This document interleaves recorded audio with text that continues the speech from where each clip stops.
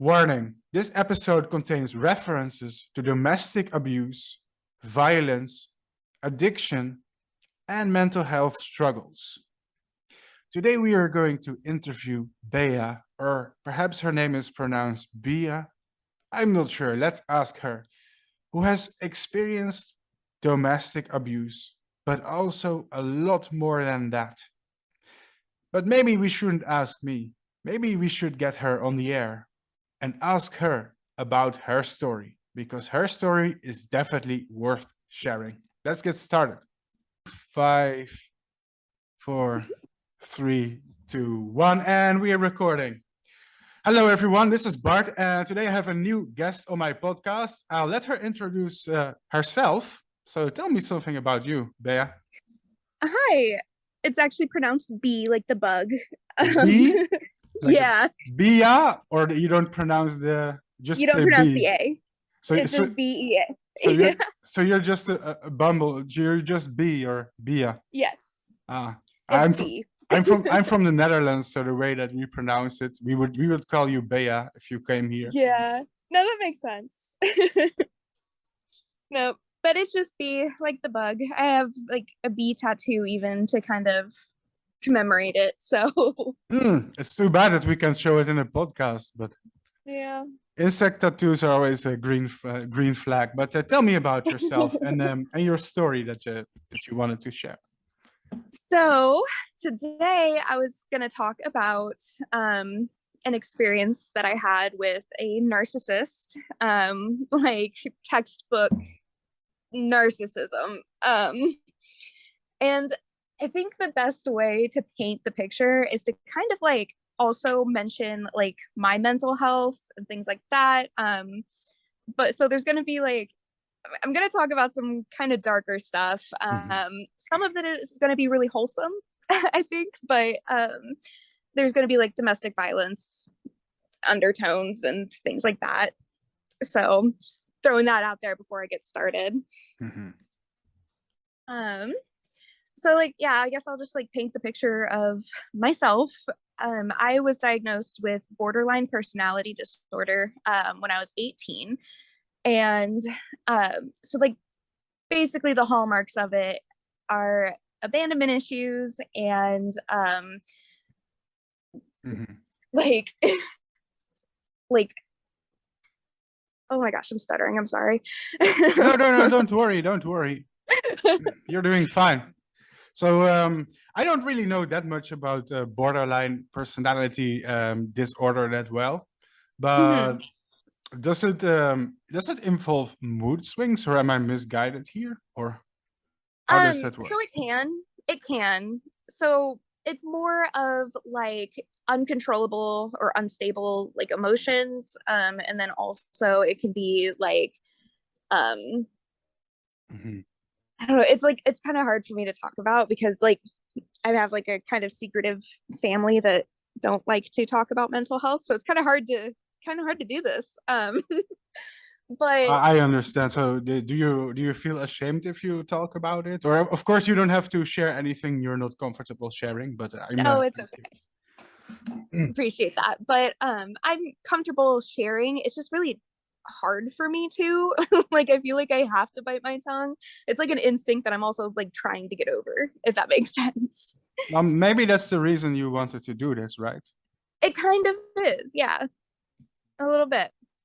Because my story, like I've talked about it like on social media, but that's like typing it out where I can edit it, and then I've shared a little bit about it like on TikTok and things like that. But I was mostly piggyback riding off of some of the other survivors of this. So yeah, like this is definitely something that I'm new to. So speaking about it is a little bit difficult. But anyway, we got sidetracked. So borderline personality disorder, abandonment issues, unstable relationships, like those kinds of things. It can be pretty explosive of a diagnosis sometimes. And so I feel like that is really important with learning, or when we're talking about my relationship with this narcissist, also for the fact that he wasn't that great anyway. I was just very I had low self-esteem. So when we were like, how old were you when you found out about yourself, I guess? yeah, so I was 18, but I had been showing symptoms of it since I was 16. But my mom, not really knowing what to do, I didn't start therapy until years later, that kind of thing.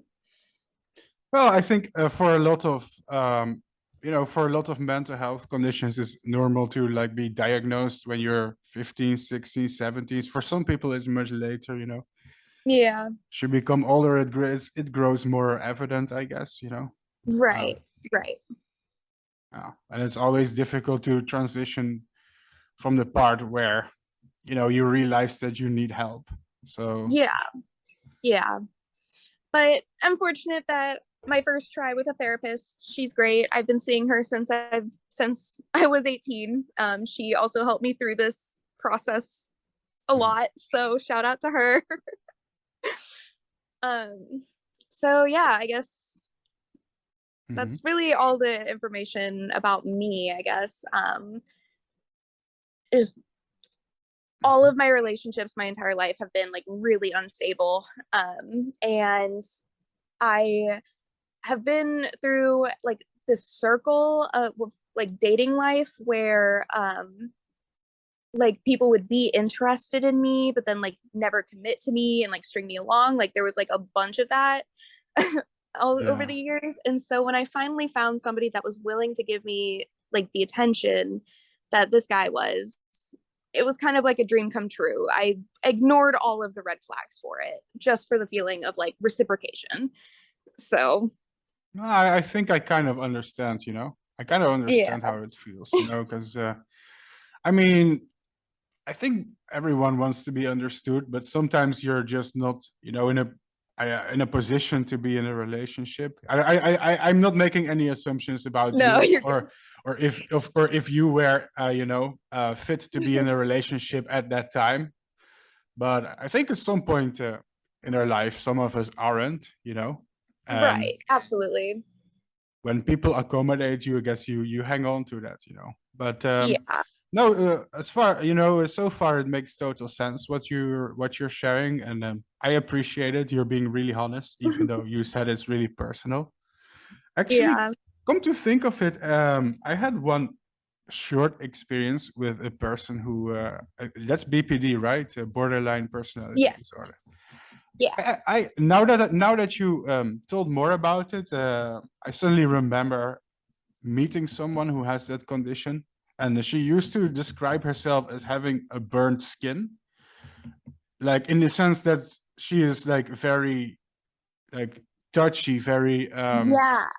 vulnerable to seeing signs of rejection or abandonment, like taking Yeah. the smallest insignificant details and taking it as a rejection, or being paranoid of rejection, I guess. Exactly. Yes. Hmm. Yeah, I once described it to one of my friends.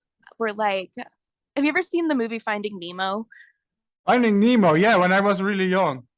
Yeah. Why So did Nemo have BPD? no, no, I'm sure Marlon had some sort of Ah, trauma, but oh, no, no, no. I mean, like, I've compared it to like the shark scene where there's like those like they called them balloons, but they're like mines or something, and like as soon as you like barely touch it, like it pops and then yeah. causes like a chain reaction and all of them pop. Yeah, So that's you how I've described it. so you mean like a marine mine, right? Yes, yeah. Finding Nemo didn't invent those, but yeah, I I know, understand what you I mean. know. It was just, I watched it recently, and so Mm. like, it's the first thing that came to my brain. Okay. Yeah, no, I understand. I'm Now trying to that be relatable here, Bart. yeah, you're being very relatable. You're being very relatable. So I think you don't. I think, of course, if you have BPD, it's more extreme. But I think most people can relate to being afraid of rejection and abandonment. Yeah, I think everyone is afraid of that, but I guess such conditions take it to an extreme. But at some level, it's yeah. relatable. Yeah, I think the biggest thing is that like even if there's no signs that you're gonna be abandoned, you still think you're gonna be abandoned. And it's just like this like super encompassing like fear in the back of your head just constantly, like even if you're just totally making it up. Like that's my biggest struggle. But I mean, I imagine at some level it's also like a self-fulfilling prophecy, right? Because you do the things that you do, they eventually they drive people away, and then it reaffirms itself. Like, damn, you know, maybe it wasn't a fear because it's reality. It gets reinforced, you know. Exactly. Well, first step is being open about it, because I mean, you seem very self-aware, so I think you're very far when it comes to that. I really cannot make any assumptions about you, but from what I can tell after talking to you for a short time, I can say that I'm assuming that I think that you're one of the people who is dealing with it well, but I cannot make that assumption. I'm not a psychologist, but I've been in therapy, you know, I'm 24 now. So I've been in therapy for years. And when I first started seeing my therapist, like, she's like, you know, this sounds like this. Let's do a little evaluation. I think this is how we can work on it. And then we've been working on it ever since. And like, I don't want to be, you know, aggressive and mean the way that I can be. And like, I don't enjoy feeling the way that I feel all the time. And so like I want to work on it and I actively strive to work on it. So I do think that I'm very self-aware to a point where like I have to like essentially micromanage all of my thoughts at any given moment. But I've gotten used to doing it, and now it's just I'm doing a lot better than I was. I've got coping mechanisms in my toolbox or something. So you were young and you met a person, and what age was this again? So I was 21. I was just about to turn 22, and I was working at a gas station. We'll start at the very beginning. I was working at this gas station, and this man would come in every morning, and he was a plumber. And so, you know, he looked kind of nice in uniform. So I had a little bit of a crush. And then one day he bought my friend and I an energy drink because we were curious about the flavor. And I thought he was super kind and nice. And I was like super like thoughtful. And if somebody gave me a Monster Energy, they win my heart. So I understand. Literally. It was a Bang. It was the cotton candy. No, that's the worst brand. It was awful. It was really bad. I did not enjoy it. But the fact that like every morning he bought a Bang, and maybe it was a subtle hint, you know, he just wanted to bang or something. Yeah. There's some details. Okay, proceed. Yeah. Okay. I can like laugh about it now, but this really was kind of like a tough situation. But I enjoy laughing about it now because it really was also ridiculous. So yeah, he would buy his energy drinks, and then my coworker and I, we were like, oh, we haven't tried that flavor. Is it good? And he was like, yeah, it's the best or something. And then like an hour later, he comes back to the gas station and buys 2 more. And then he's like, so like, yeah, these are for you. You need to try them. And so we were like, oh my gosh, that's so nice. You know, like what a nice gesture. And then he just leaves. And then, yeah, he just keeps coming in. He's a regular. We're like chit-chatting and stuff. And then a couple days later, he adds me on Facebook. And so I checked through his profile and stuff, and he's got great politics. He's like funny. He's went viral once for like a meme that he made. And so I was like, okay. right. That's where the heart the heart sets. Like that's a keeper. He has a meme. Yeah. And so I was like, okay, I think this dude would be pretty cool to have on my friends list. So I accepted it. And then he starts messaging me, and like I'm absolutely the type of person where I don't enjoy messaging people most of the time. There's sometimes like, you know, I'm social and want to talk, but other times like it's a lot for me. And so I left him on red a lot, or delivered a lot. I can relate to that, yeah. Except that I'm the person being left on read, but that's oh no. no. So, but then I was having like a very, very hard time. And I needed like actual like financial help because I couldn't afford medicine. That like I Oh my desperately God. needed. And That's so fucked up. situations, it happens. So, America. Yeah. I wanted to say that like that's the freaking Yeah. United States, but Yep. I don't want to sound like that bitter No, European guy that's just taking swipes at America, but it's so fucked up. it's deserved. It's deserved. That makes me angry if I think about it. It's so dumb, man. Oh, yeah, it makes me mad too. It really sucks. But I digress. I couldn't afford my medicine that I definitely needed. And I was having like a mental breakdown over it. And so I had like posted on Facebook, like, can anybody like help me out? Like, I'll pay you back next payday, that kind of thing. And I asked for like $20 because at the very least I did have insurance, and so it only cost me $20 out of like the 400 it could have, but whatever. And like he sends me $50, and I'm like, oh my God, now I feel obligated to talk to this dude, first of all. And then second of all, like, that's so nice. Like, I only needed the 20, and like I was like, I messaged him back like, I don't know how I'm gonna ever like repay you this money. Like, and he's like, no, don't worry about it.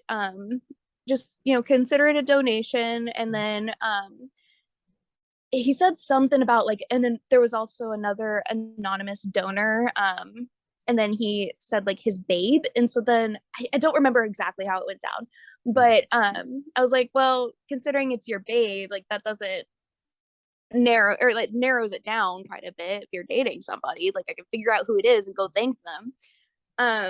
And then he was like, well, one of my babes. So very early, he like established that he was polyamorous, and we started talking about that because I've never heard of that before.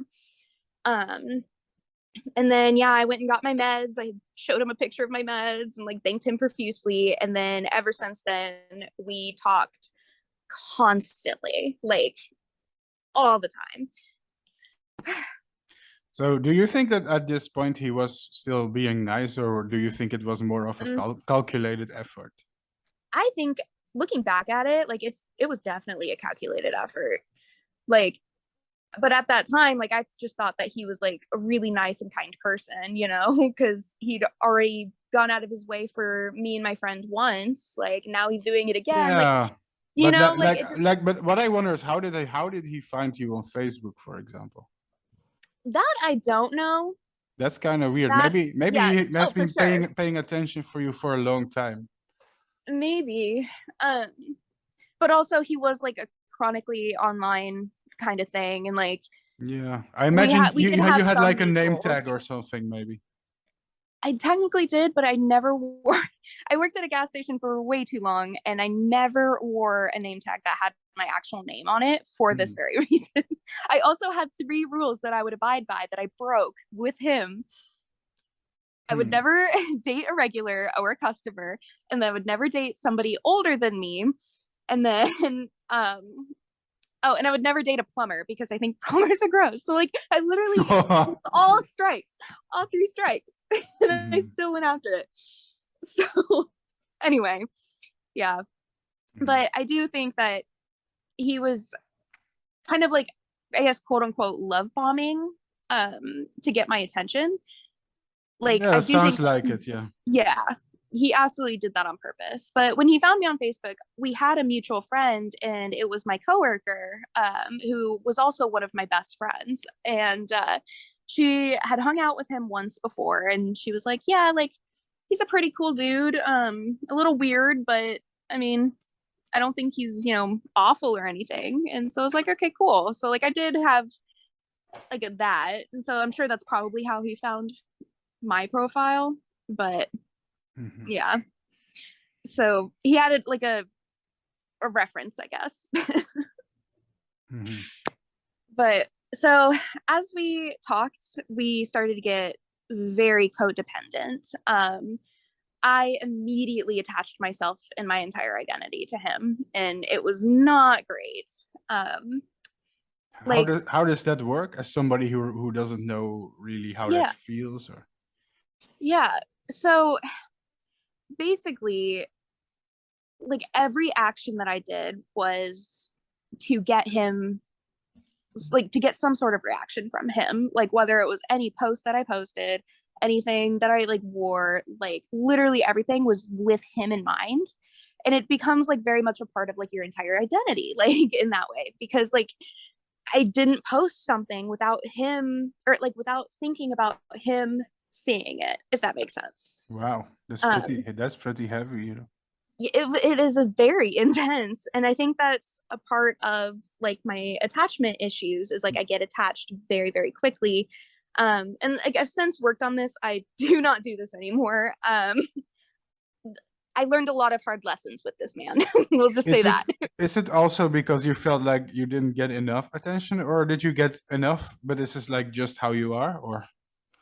It's like, I mean, I've always gotten like familial attention. Like I have a great family. I did have like a lot of like trauma growing up with like sexual trauma and things like that. And so a lot of my self-worth basically became, um how do I phrase it? Basically all I was good for was sex, that kind of thing. And then my Yes. dating history, I had like a lot of guys specifically. Like I'm bisexual and had a lot more better experiences with girls, but with guys specifically, um, I had like this one guy who we were like almost in like a long distance relationship, just hadn't made it like official. He came to see me and stayed the night, and he barely spoke to me the entire night. Ouch. And so that was like my first hit. That was my first hit, which he and I are actually really great friends now, which is also a little plot twist. And he's probably gonna listen to this, but he's really cool, and it was a circumstantial thing, but it did hurt in the moment.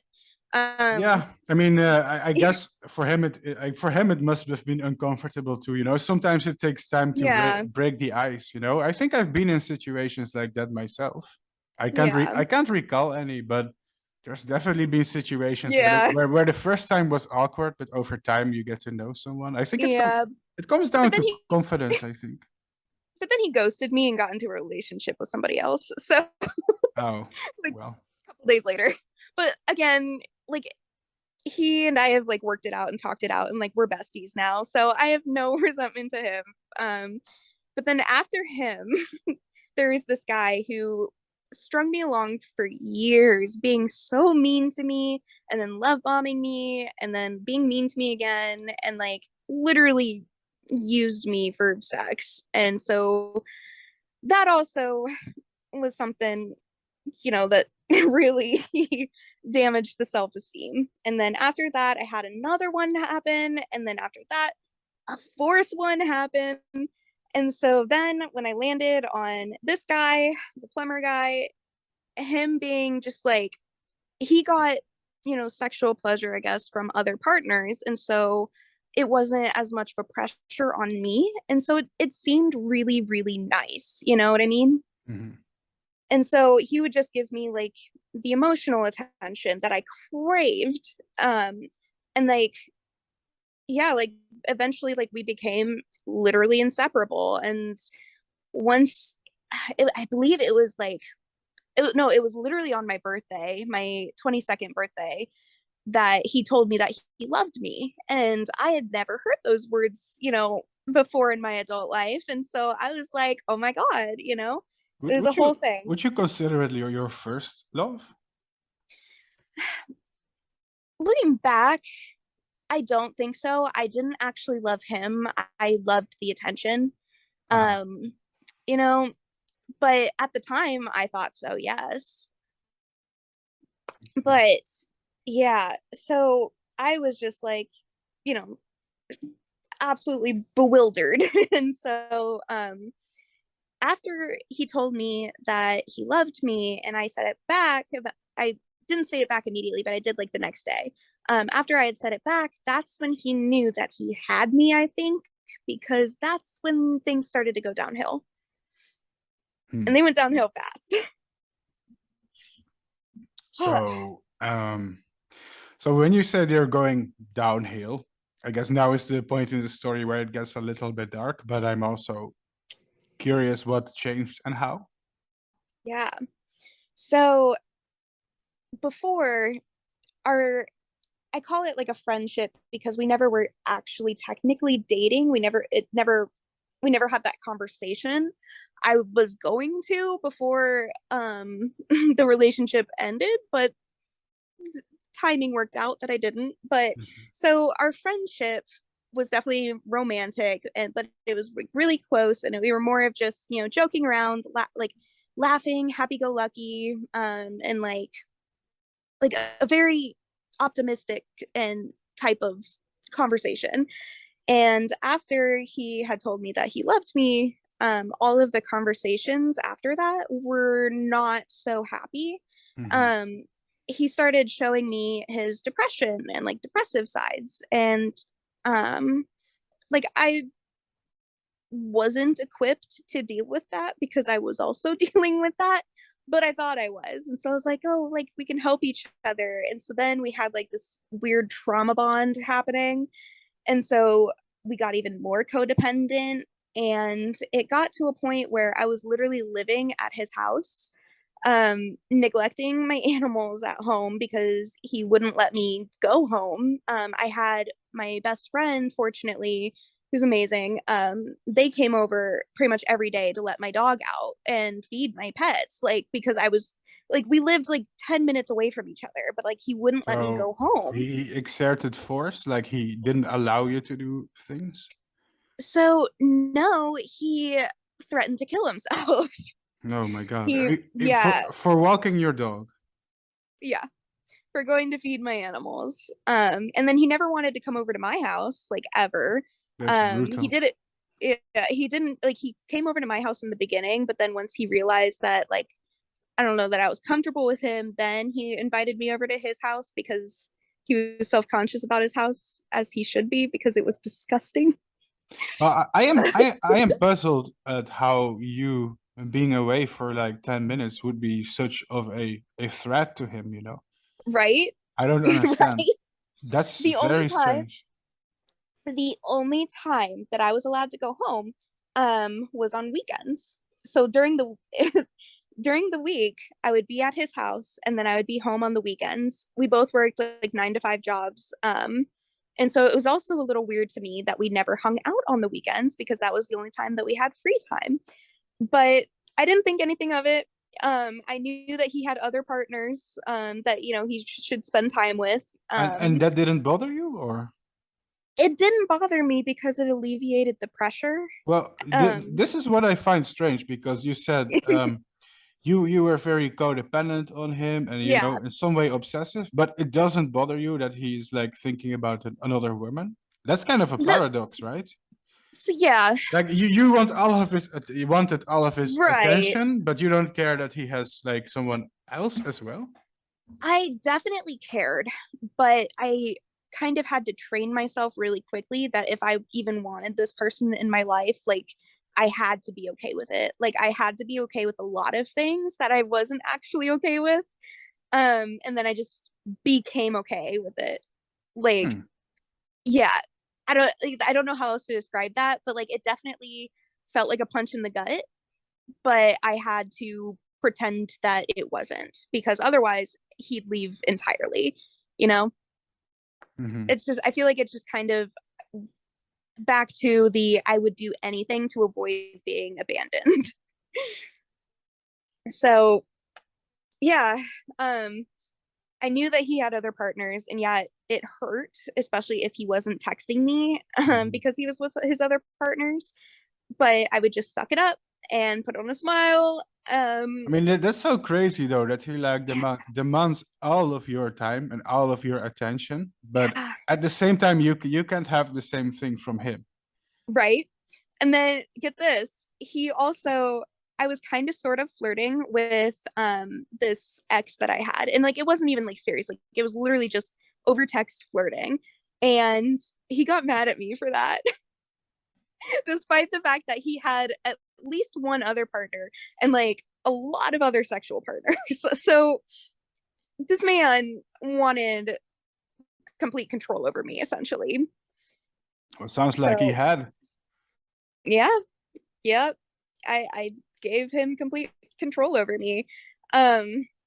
Yeah, at one point, this part is like super embarrassing for me personally in like a funny, cringy way. So, have you ever heard about how like you make fun of a kink and then it becomes a kink of yours?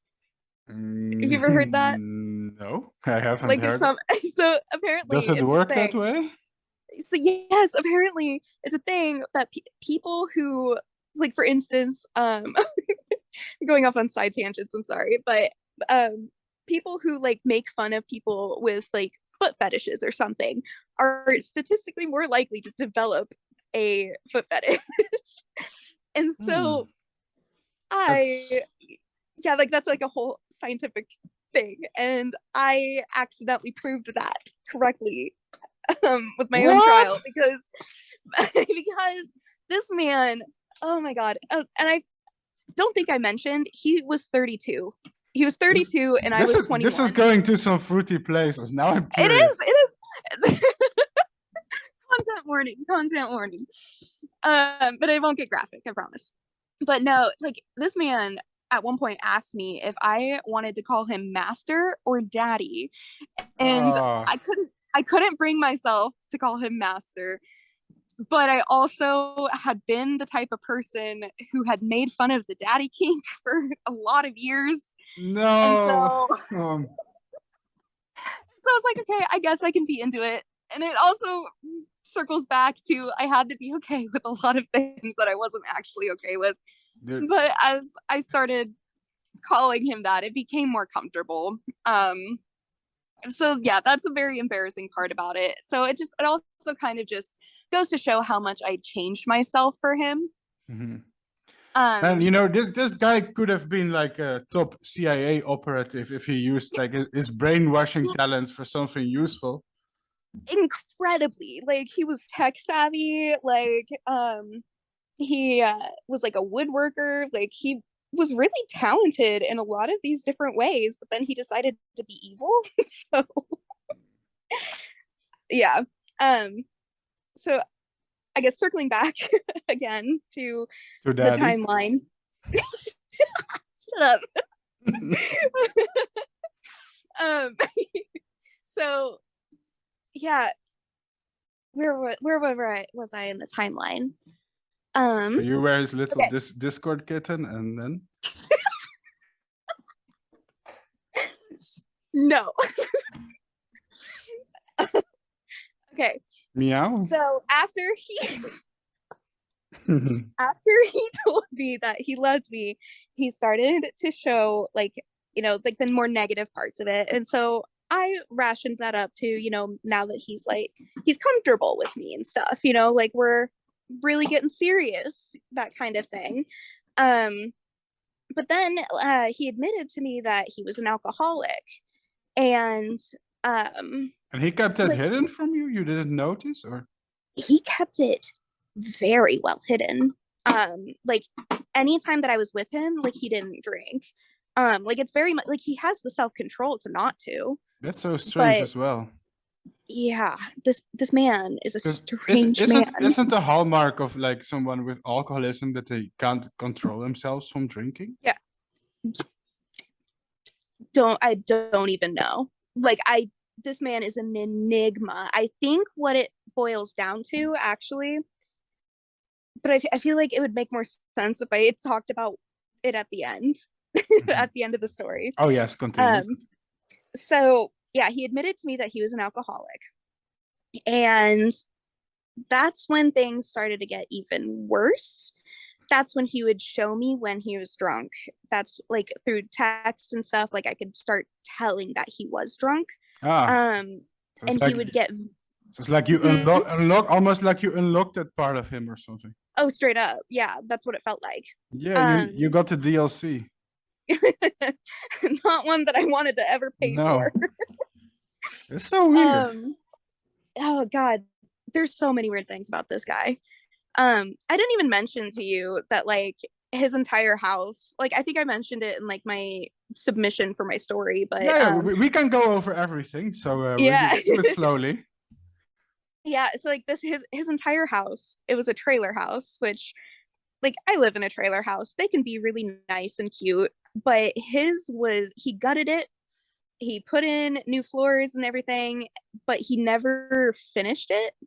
Hmm. And so it was just wooden floors, plywood like walls and stuff. There was like open spots on his ceiling where there was like fiberglass hanging out of, and he would just let his cats go up in there in the fiberglass. I don't even Hmm. that would make me so mad. But anyway, um but then he also converted like the entire place into a little like DIY sex dungeon that he was Uh, way more proud of than he don't, should have been. don't you think that's more remarkable than the plywood floors? I had to paint the picture, okay? You're like, man, he had really weird plywood, and oh yeah, and he had a sex dungeon. I'm like, what? I I tend to start with the the least shocking details and then progressively get worse. Okay, that's just Yeah, no, that's how you're supposed to do it. Keep up. You're gonna be keeping people engaged, oh. you know. So, and it was all DIY because, like I said, he was a woodworker, and so he Oh made it yeah, out of wood. I mean, like it was like, homemade sex dungeon. yeah, it was. Some Oh, real craftsmanship made with Brazilian hardwood. oh yeah, it was gorgeous with like yeah, like blankets hanging up and like a curtain. if Dude, he uh, if he does ever find this, oh, he'll be so mad at making fun of it, but I do not care. He needs to know that it's ridiculous. man. Oh God, but yeah, I that was the one thing that I am proud of myself. Like I set a boundary that because of my sexual trauma, I was not comfortable with that. And he did very good with like not pushing that boundary at all. But the very first day that I went over to his house, I sat on his couch and he put on the Disney movie Tangled. Oh no, Meanwhile, no, there's like no. a whole Disney is a red sex flag. dungeon. There's like a whole sex dungeon behind me, and then to my right, this man collected chainsaws. Oh, what? Okay. Terrified. This was so Yeah, scary. I I'm kid you not. I'm still caught up on the plywood, but As you should. That's really actually the shocking part. yeah, no, not. I think like the chainsaws, like I think that's like more a major thing to notice, right? But Yeah. So yeah.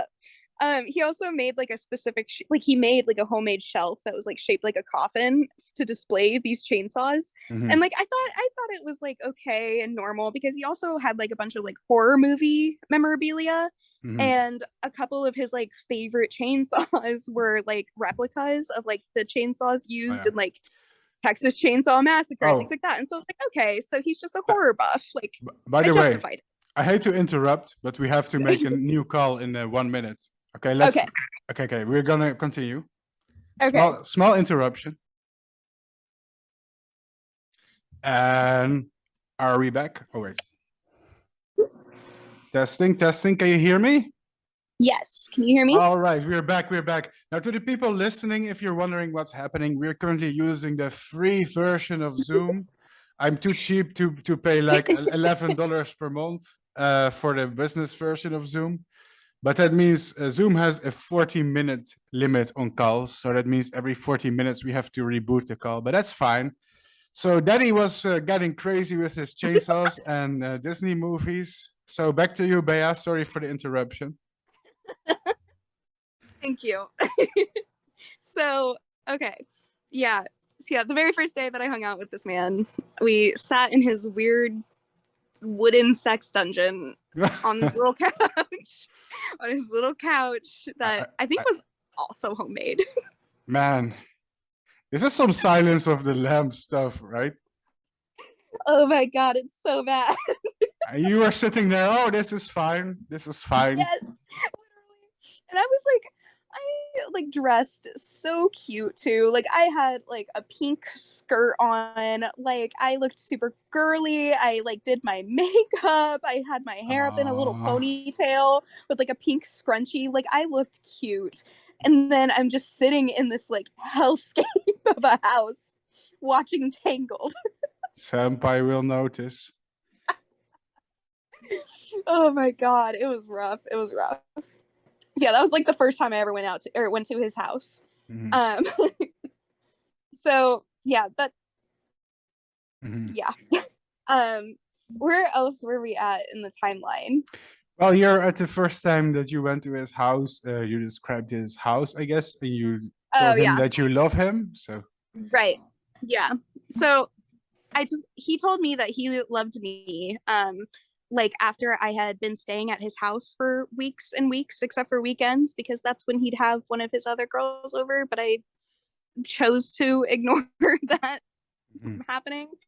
Um, he was really good about texting me still, so I didn't care as much as I could have. But yeah, so yeah, after that, he started the alcoholism. I started seeing him drunk more. Um, he had told me that he had been sober for a bunch of years, and that he just recently relapsed. But come to find that, come to find out, that is not actually accurate. But Mhm. yeah, so I thought I could fix him because, of course, I did. I was 21. So You have to wonder though, like what are this person's motivations? Not like that everything needs to have like a grand scheme. Maybe he was just mhm. impulsive and wanted to have a lot of girls, but Yeah, you have to wonder what goes on in someone's mind, you know? What is like yeah. what is his end game? So I have a theory about it, but again, I think I want to save that to the very end. I want to give all the context Okay, first okay. No, that's before very I good. That's very good. yeah. So although yeah, like all of his behavior is like textbook narcissism. If you like Google it, he fits every single bullet point. But yeah, so he would drink a lot and then he would start being mean to me.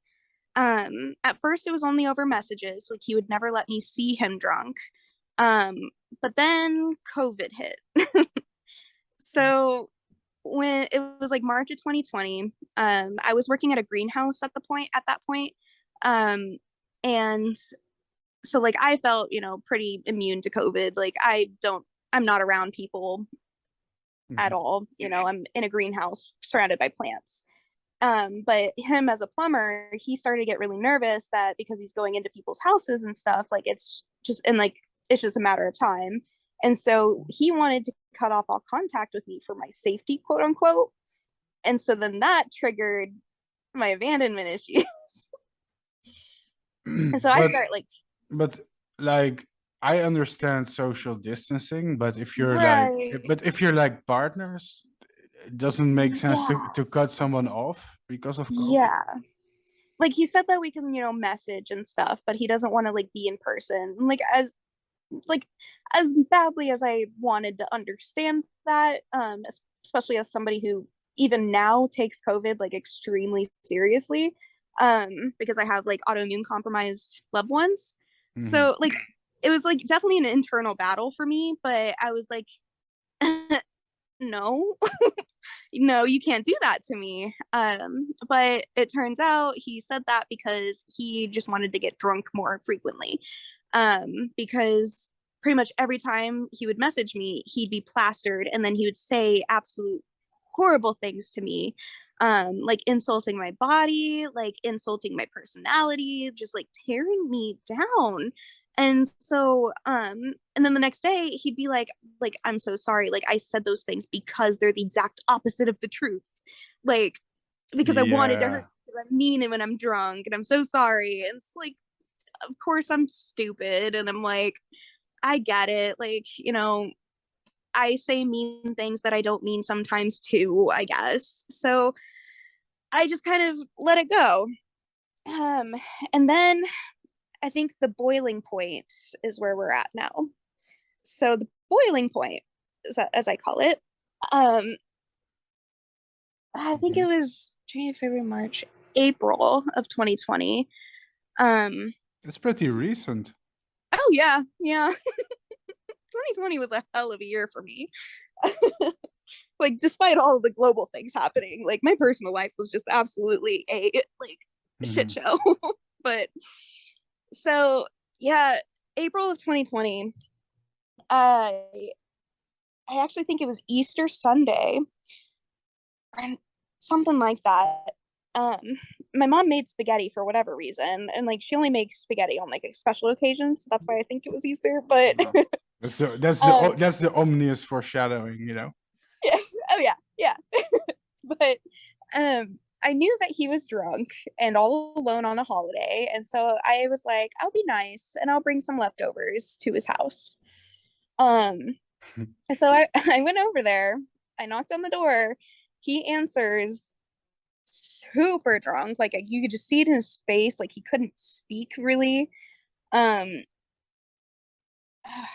it was like rough. And we like go and sit on the couch, and I try to like force feed him the spaghetti. But he's just not taking it. And so I was like, okay, I'll put it in the fridge. You can have it later. Yeah. Um, Hmm? no, sorry, continue. Oh, so we're sitting on the couch and he's just telling me like, why are you here, why are you here? And I'm like, because I care about you and I know that you're sad right now and drunk, and so I just wanted to hang out and I missed you. And he basically called me a dumb bitch every time I said that, and I was like, okay, that's fine. um and then he started to get like really fidgety and antsy, and so I was like, do you want to like go do something? And he was like, I want to make something. I was like, great, perfect idea, go make something, take your mind off of things. You want to know what this man made? Mhm. This man thought it would be a great idea to basically make a homemade bomb out of gunpowder and like some sort of tubing and something else. I didn't watch him do it. He just, I turned around and he was like, look what I made. It was just a bomb. I don't know if it would actually work. I didn't want to find out. So that was like the first scary thing that happened. You know, from your story, that while at the same time he definitely doesn't sound like a good person, I kind of also feel pity because it Right? feels like this is a person with so many unaddressed issues, you know. Oh yeah. It's beyond saving. Yeah. And like the crazy thing too is like he grew up with a pretty decent family. Like he told me that like his parents were abusive and stuff and that he didn't have contact with them. And I later found out through his ex-wife that that's definitely not true. He doesn't have contact with his sister because his sister cut contact with him. Hmm. I think I could be wrong about that. You But never like, know. You never know what really happens, you know. right, yeah. I mean, But he's not a good person, but I wouldn't discount the fact yeah, that something happened in his life that made him that way. yeah, I don't think that all monsters are made. Some are born that way, but I think the majority of them are made. Not all of yeah. them, but most of them, you know, it's I feel complex. like for him it was like a mixture of both. And Mhm, again, I haven't introduced this character yet. I mhm, learned some information from another character in this story. Okay, so right now we know as much as little B did when this was happening. Essentially, this is how I'm trying to tell this story. mhm, So I kind of just take that item that he made away from him, and I just kind of stash it and hide it somewhere. Um, and then he starts playing with this like really cool butterfly knife. It was like pretty colors and stuff, but then he was just like flipping it around and stuff, and it was not safe, not OSHA approved by any means. Um, and so I end up trying to take that away, and he ends up cutting me with it by accident. It was completely by accident, and it was mhm, partially my fault for grabbing it, but still, it wouldn't have happened if he wasn't doing it. So it was still also his fault. mhm. Um, so then that happened. Eventually, I stashed that as well. I put that somewhere out of his line of reach. And so then he moves on to the next weapon. Ugh, I hate this man. Okay, so he had a gun that he swore up and down that he was just going to show me how to, load it and like, show me how it works, things like that. And I was like, You know, to me, it sounds like he was at this point just trying to intimidate you. Like oh, you could, for like, sure. like it sounds like something I would do when I was edgy. Well, not with bombs and knives, Yeah, but yeah, like if you take something away from someone, you bring out more just to shock yeah. you, something like that. He was definitely trying to scare me. Being contrarian. Yeah, Yeah, that's what it sounds like. I yeah. think he And knew your so, reaction to it. oh, for sure. And so, like, I knew that in the moment. And so I told myself that I'm not going to react.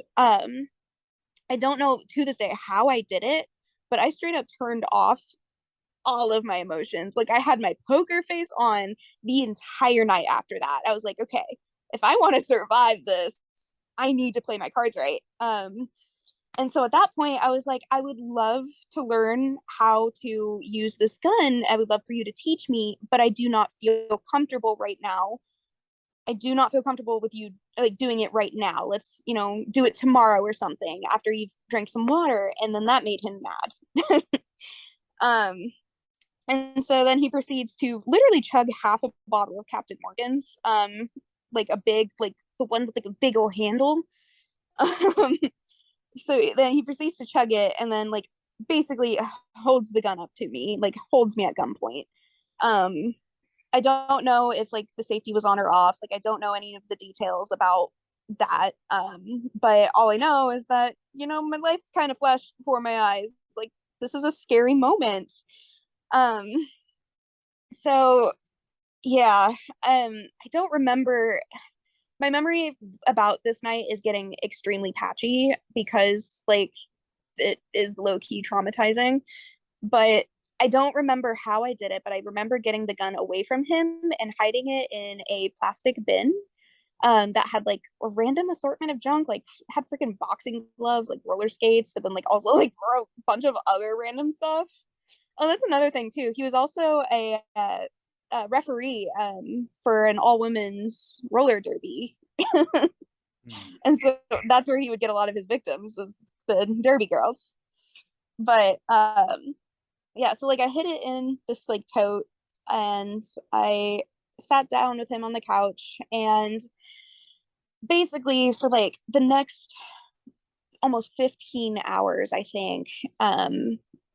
I don't know like the exact number of hours really, but like it seemed like every 3 hours there was like this cycle where he would fall asleep. Um, and he would like force me to like cuddle with him while he was sleeping. And if I moved, he'd get really mad at me.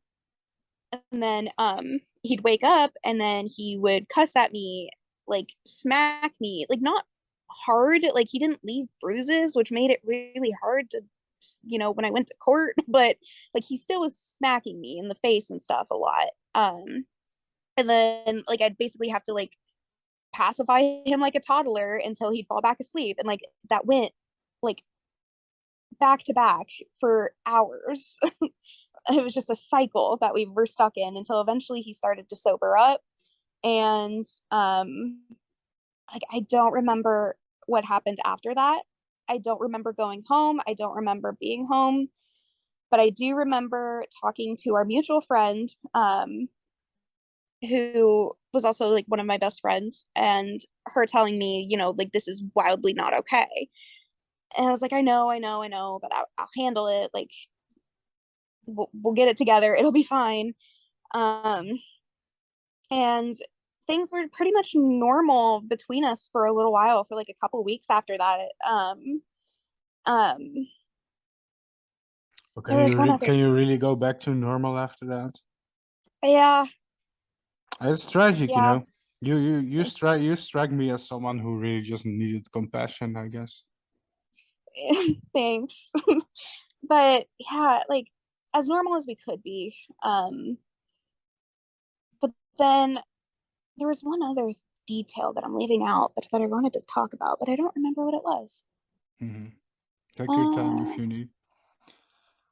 oh, what was it? I don't know. Maybe I'll think of it later. But so then I promised my friends that it wouldn't happen again. I wouldn't let it happen again. But then I let it happen again.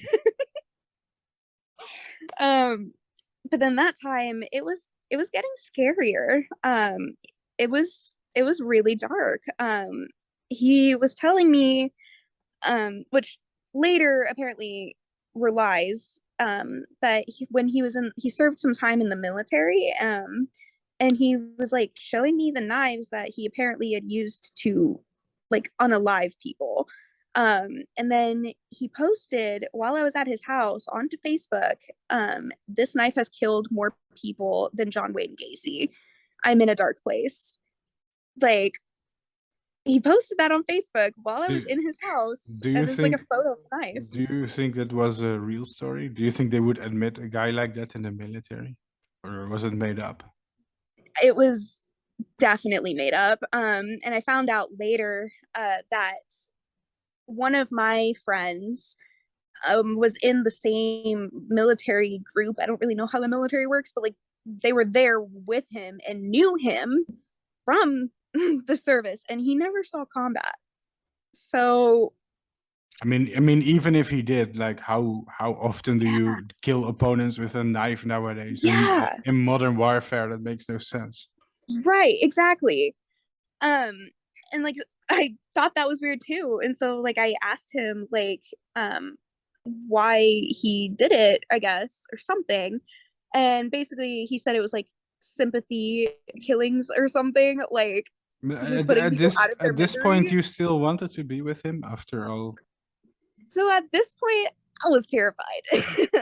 I actually felt fear, but again, I was not going to let him see me be upset. I did not want him to see a reaction out of me. So when he fell asleep, I messaged our friend, our mutual friend, and she ended up coming over. And I unlocked the door for her quietly while he was still asleep. And then he like fell asleep on me. And so I had her like basically grab all of the alcohol bottles and dump them down the sink. And after that, he woke up. And this night is the night that I have the foggiest memories. This night was the worst. Most of my memories at this point are from our friend and I like talking about it later. Ooh, And like, but like throwing away the alcohol of somebody in that state, that's mm, probably yeah, the worst thing you it, could have done. it wasn't a good idea. No, it's not. It was not a good idea.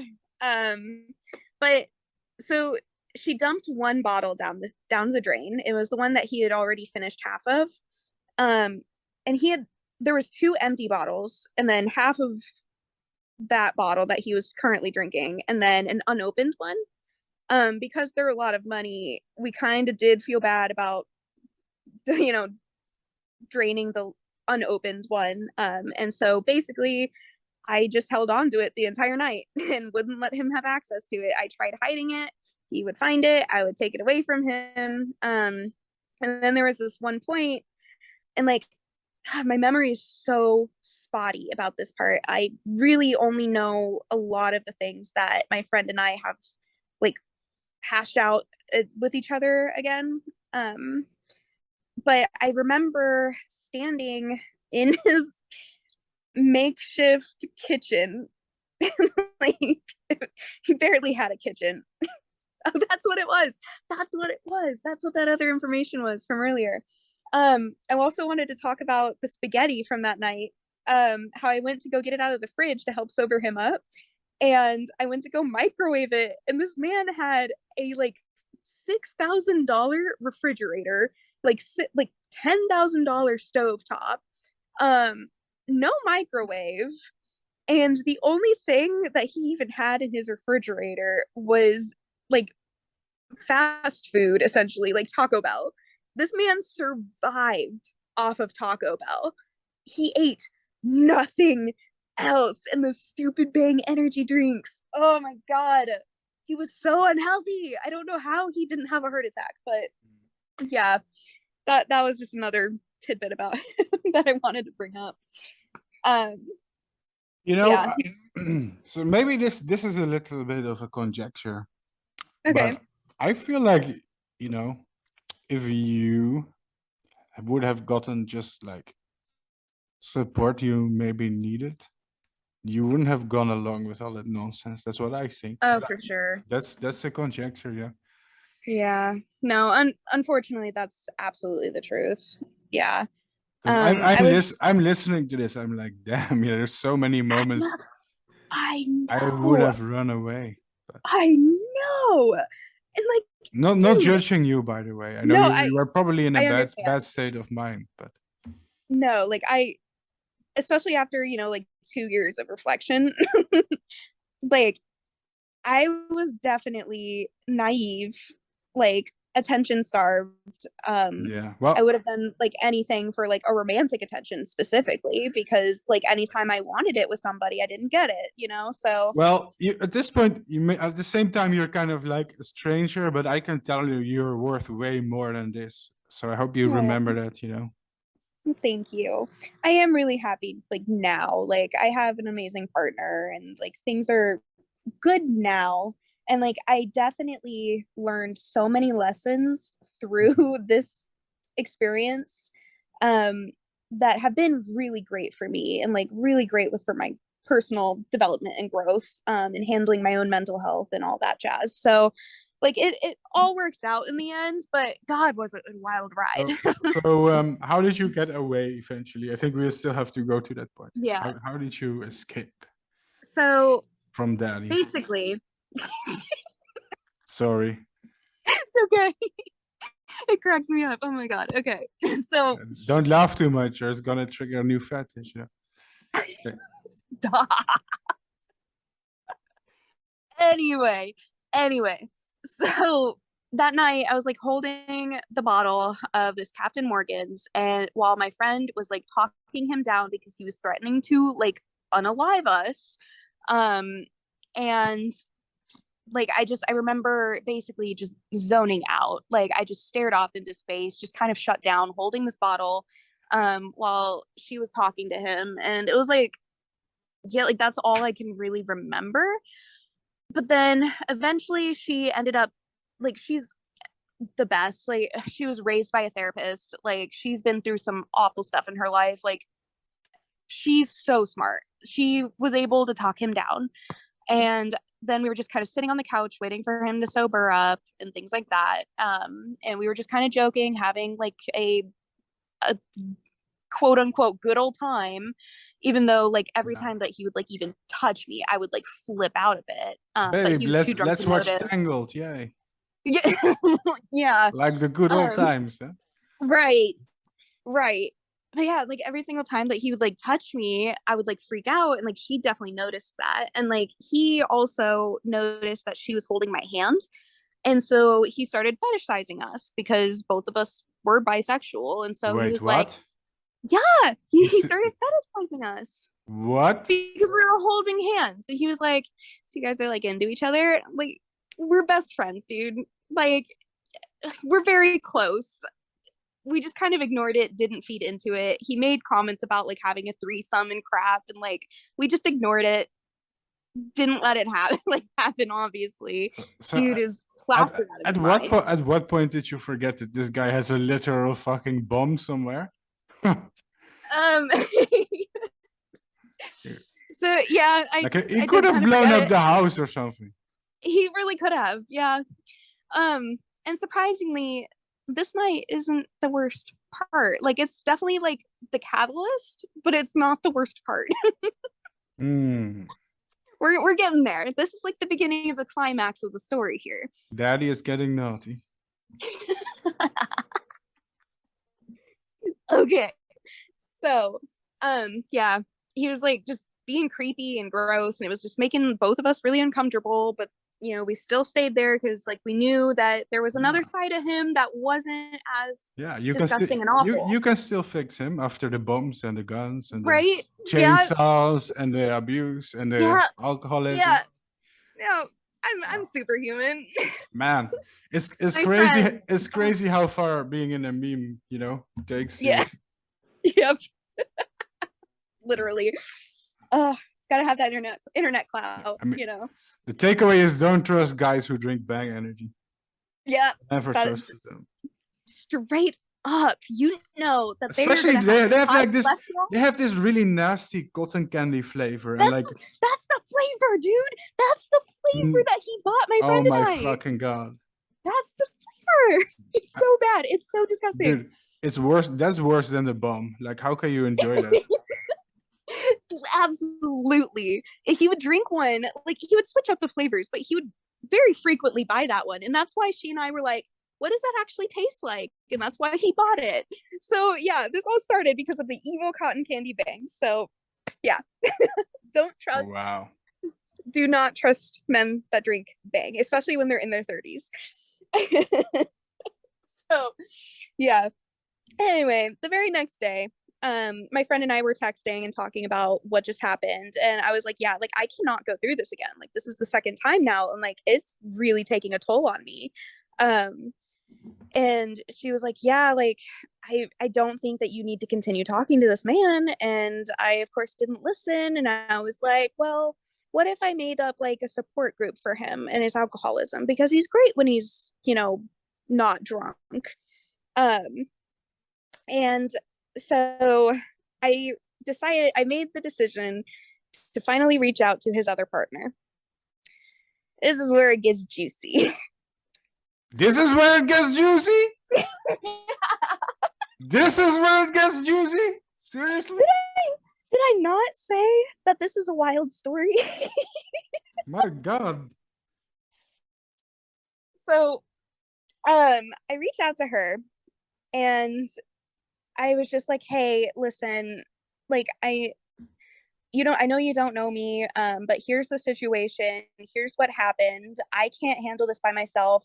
So I was like really hoping that like we could get together, like some like his friends, like his loved ones, and like, you know, create like a support group for him so that way he's not alone and like isn't doing this to himself and to other people and all that jazz. And like pretty immediately she replies back and she's like, hey, yeah, he's done this to me too. Um, we should talk. And so we spent about 4 hours on the phone that night. And so not only had he done the exact same thing to her, with like, you know, holding her at gunpoint, things like that, like all of it the exact same. He also lied to her saying that he and I were just friends. And he lied to me saying, you know, that they were in an open relationship, which they very much were not. Um, Oh and my so god. she had no idea. She knew that we were friends, but she had no idea that like we were romantically involved. And so when I said that, like, you know, I've never had romantic attention before, like I just kind of clung to it. She was like, wait, stop right there. And so from there, we kind of, I guess, fact checked each other, like with like his story, and like basically everything that he told us about his entire life was like different in different ways. And we just kind of sat there for 4 hours unraveling his lies, crying together, um like dealing with, you know, all the crap that he had been putting us through at that point. um Wow. oh, there was another thing too. At one point he and I actually did drink together. We were drinking together. I just said screw it and I started drinking with him, but I don't remember a lot of that night. But basically, he like, because he would do this a lot where he would purposefully make me cry, because that would like turn him on. Oh my Um, god. yeah, it was really fucked. He would do that a lot. And so that night, of course, because he was drunk, it was worse. And so he just was bullying me the entire night, to the point where I was like sobbing on the floor, just in like a fetal position, just sobbing. Um, So he's just a and straight up sadist then. yeah, yeah.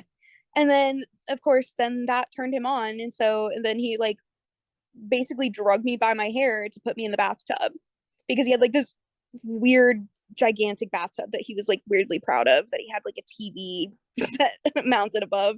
He was weirdly proud of that thing. But yeah, and so like yeah, he like drugged me by my hair. Like it was very physically abusive at that point too. Like it was like a whole entire thing, and I still stayed. like, and I still let that next time happen. And like he also like took unconsensual photos of me in Oh. the tub, sobbing my eyes out, which later was evidence in a court case. There is no red flag that hasn't been checked yet, I think. I know, I know. Oh my god. And I just chose to ignore that. Like if I try to imagine like a villain, Yeah.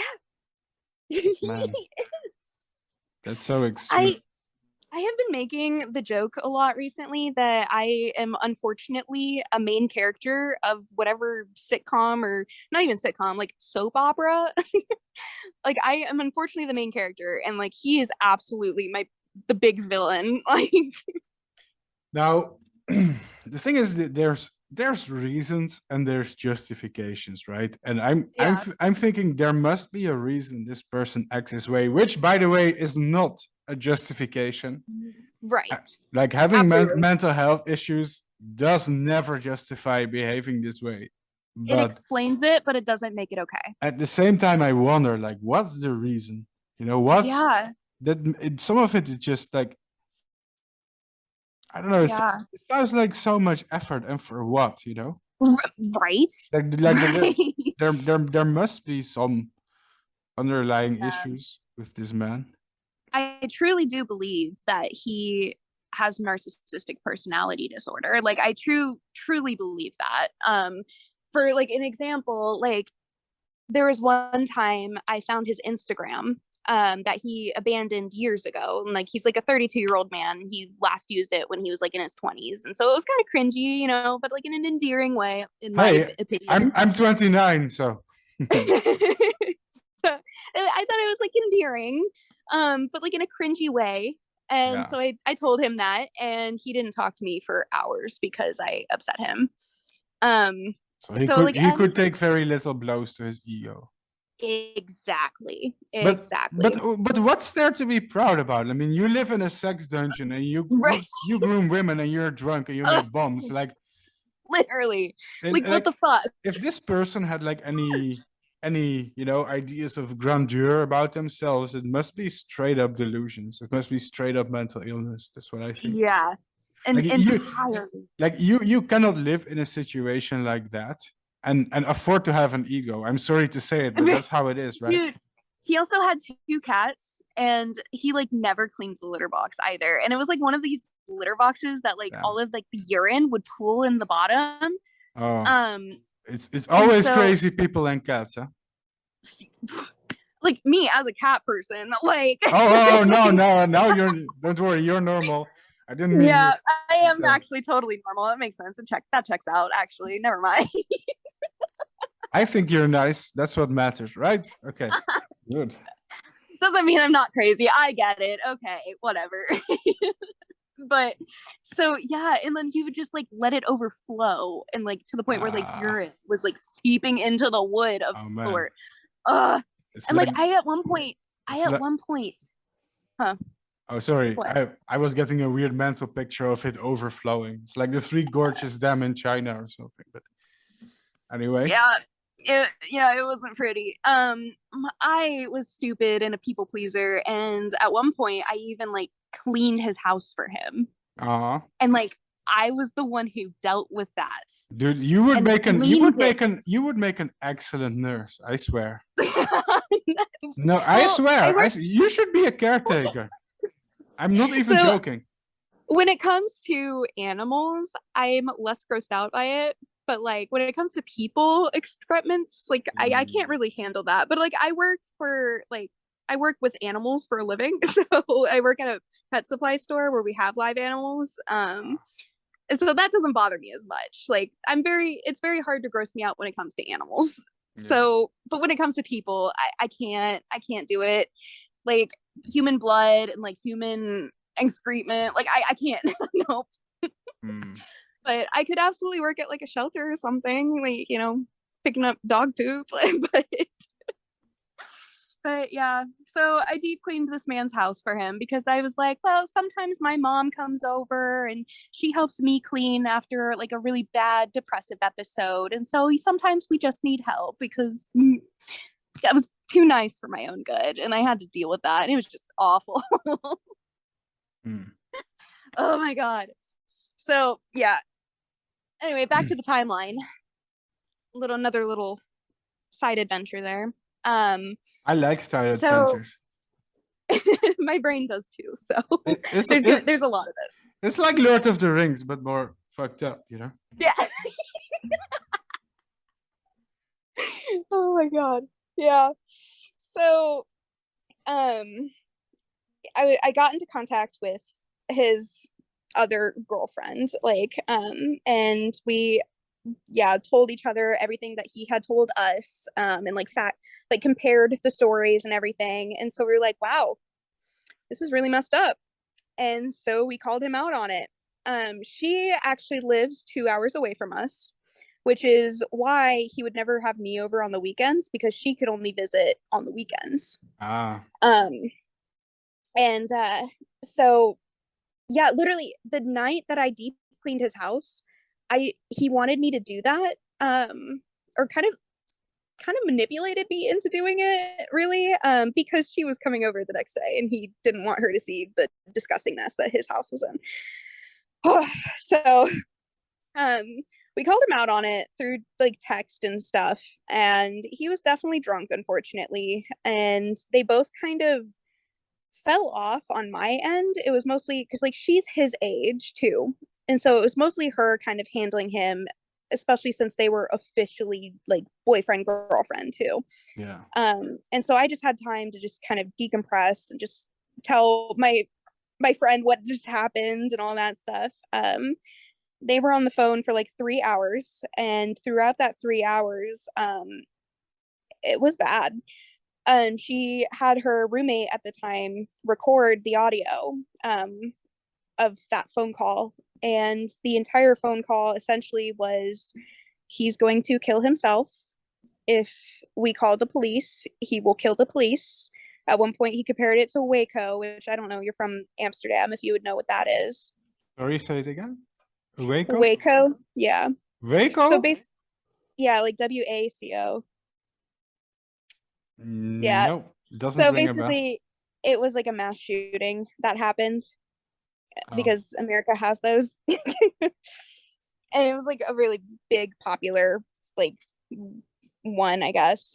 So he compared it to that if we called the police, which we did anyway. We definitely called the police, and we told him, like the officer, like everything that he had just said. Like, if you go up to his porch, he will probably shoot at you. And I think at this point we have a cliffhanger because I need to make a new call. Okay. Sorry for the interruption, but we're up for another one, right? Yes. Okay, you're doing really well. I like talking to you. Okay, let's start. Let's start a new call. All right, I'll be right over. Are we back? Can you hear me? I can hear you. Can you hear me? Hey, yes, I started missing you. Really. Oh. I think we're becoming codependent. Oh yeah, yeah, we totally are. I can't live without you now. Ooh, Daddy is pleased. Anyway. Oh my God.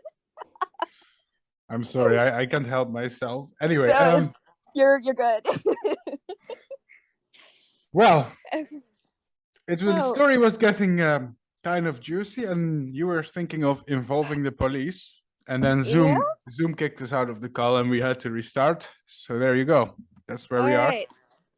So we do end up calling the police, and we let the officer know like exactly what he's been saying, and like the fact that he is threatening to harm the police if they show up and stuff. And so that's all going down. And I hadn't heard from either of them in a while at this point, and so I was getting nervous. And so my best friend, who I joke but also not joke, they're my platonic life partner, like we're besties.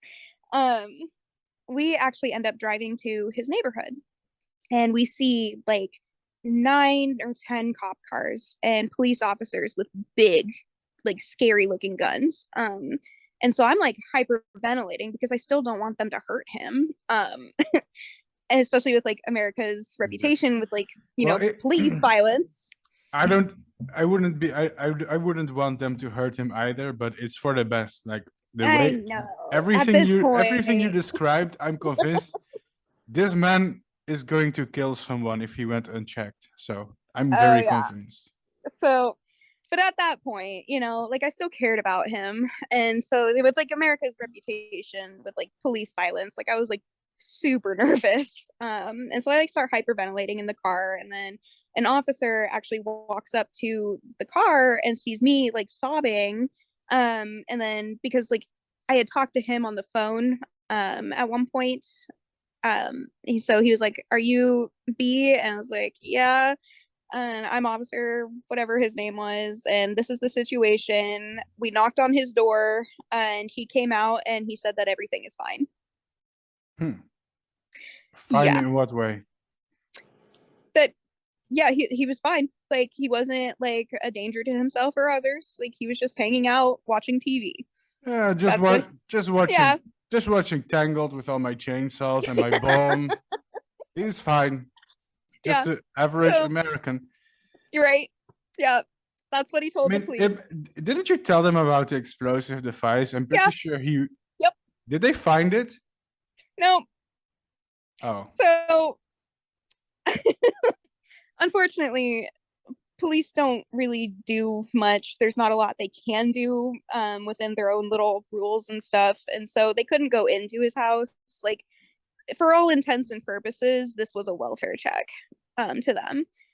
They had, brought the big guns just in case, but for all intents and purposes, it was a welfare check because he was suicidal. And so, yeah, he told them that he was fine. There was nothing going on. Everything was chill. And so the girl and I, his girlfriend and I, were like, well, what the heck? Like, what the absolute hell?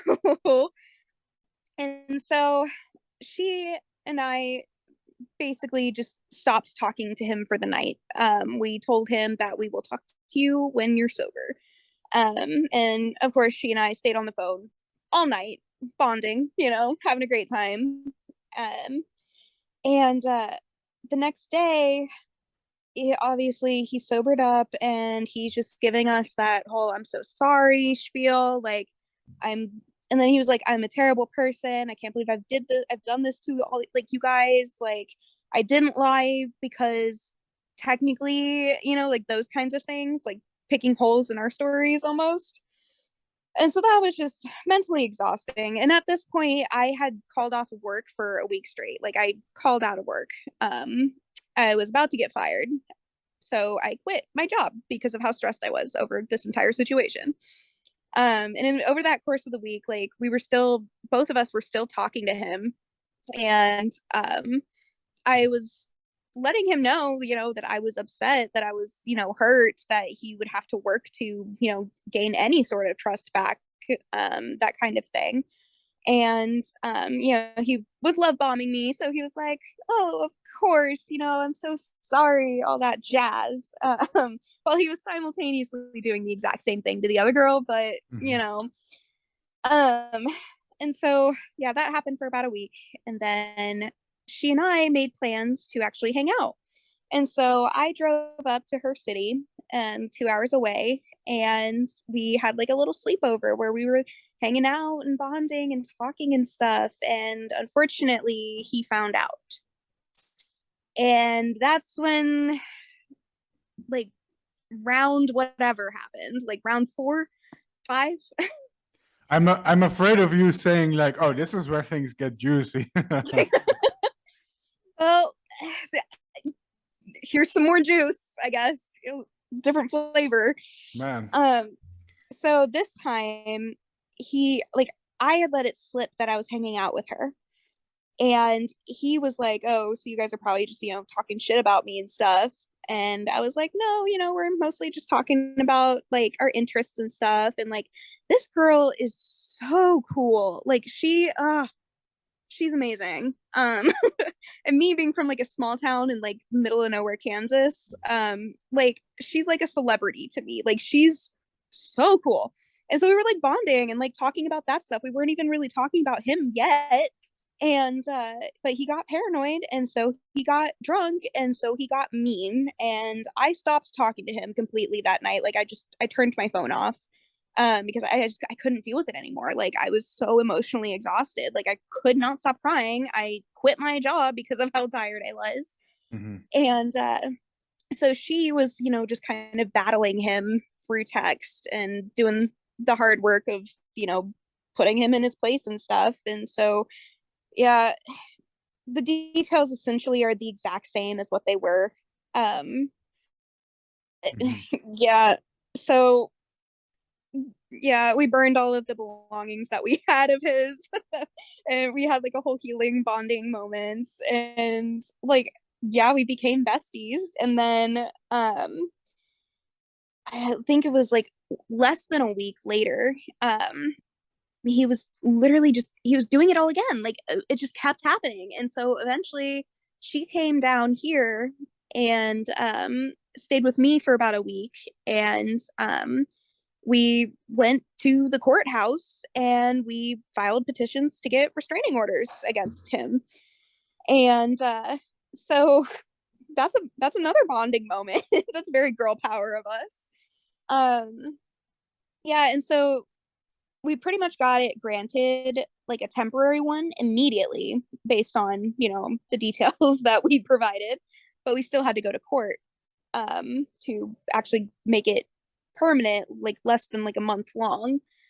Um, so we did that, and meanwhile we're kind of sort of like outing him on social media, like on Facebook. Like I posted this big thing like about how I can't even remember. It was like, you know, this dude is a piece of garbage, don't trust him, that kind of stuff. Like he was actively dragging my new friend's name through the mud, and I don't tolerate that. So like I just laid out onto Facebook like all, like not all the stuff, but like a majority of like the big things that he did, you know, like holding me at gunpoint, holding her at gunpoint, all that stuff, and made a big public post about it. And just to, yeah, like warn people, I guess, because this dude is in my town and preying on other people apparently. So yeah, then we go to court, and we didn't realize that we actually had to see him in court. Like he was like coming to defend himself. So Right. that was a thing. That was shocking. He was like at the end of the hallway, and we were on like the other end, and we like even picked out our outfits and stuff. We like coordinated our outfits and bought like fancy court clothes together. Like it was like a whole girl moment. But yeah, and then we saw him and we were like, he was wearing a mask and he was like actually like dressed up nice. And so we were like, is that him? I don't think that's him. And then it was him. And she went first. And we had the night before went to Staples to print out screenshots of all of the threatening messages that he had sent us. She hired a transcribing service to transcribe the audio file of the phone call that she had. Like we brought so much evidence that the judge just literally was, by the time I went into the courtroom, the judge was like, do you want a restraining order against this man? Do you want an order of protection, actually is what it's called? I was like, yes. And he's like, okay, sir, what do you have to say? And he was like, just give it to her. He just gave up. And so the judge was like, all right. And I got my order because she did the hard part of presenting all of that evidence. And it was so much. And I'm so grateful for her for like doing that, because like I was trembling the entire time. I was not going to be able to create a case for myself, especially being in the same room as him. Oh, it was scary. But I yeah, so imagine, yeah. I appreciate her for doing all the hard work there, and making my job really But easy. do you think he would be the kind of person to, you know, also look for you at the place where you live? Because it's not. Me? It often sounds like you went to his place instead, right? Do you think he would be Yeah. the person to stalk you in return? Or? Me, no. Hmm. Um, there's more details later. There's more. There's more to the story. I have all the time. I have all the time. Go off. We're Go getting off. close. We're getting close, but we're getting. I guess I should say we're getting close to the end of his part in the story. Mm-hmm. So we got the PFA, the protection from abuse orders granted, and the very next day, we were on our way to a flower shop because she and I both really like houseplants and stuff. And so we were, going to treat ourselves to some new houseplants, some comfort plants. And we pulled up into the parking lot, and she gets a text message from him saying that he's gonna kill himself. Doesn't that already break the restraining order? Yup, it sure does. And so immediately we call the police again, and we're like, hey, we literally just got this PFA against this dude, and he's already texting me threatening that he's gonna kill himself. And so we drive to a store to meet the police officer because we were kind of far out of the way. So we meet the officer halfway, and we show him the text message. He takes a screenshot or whatever of it, and then he gets arrested, and he's drunk as heck.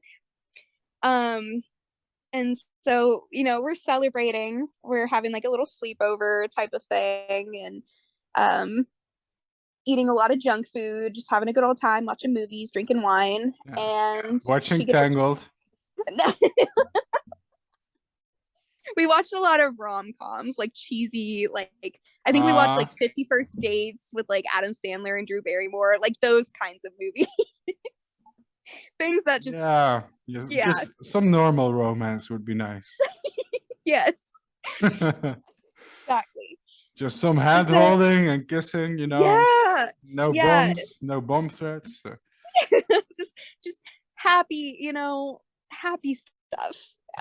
And so we're doing that, and things are fine. One of my friends brought me a bottle of wine to celebrate and stuff, and so we were having a great time. And then, but that only lasted for about 3 hours until we got notification that he was out on bail. Oh, who paid his bill? Apparently he did. Because he was a plumber, so he did make good money, but that definitely drained his savings. But yeah, so then we're back to being anxious because oh great, now is he gonna retaliate? What's gonna happen? Fortunately, nothing does happen, and we don't hear from him again. And then a year later, we had to renew our restraining orders and stuff. And that's pretty much the end of his side of that story. Yeah, I have not spoken to him, have not seen him really since. There was another instance where he got really popular on TikTok. Oh no. And he got really popular. Oh my god, this is the last person you want to be popular on an app for teenagers. Exactly. And so we that's generally disturbing. It's almost almost like a happy ending, in some way for him. Yeah. As fucked up as it sounds, So we kind of booed him off TikTok. Really? Yeah, we booed him off TikTok. How? So how do you kick someone off TikTok? So she makes some TikToks of saying this user is an abuser. That rhymed. And new slogan for your campaign. Right.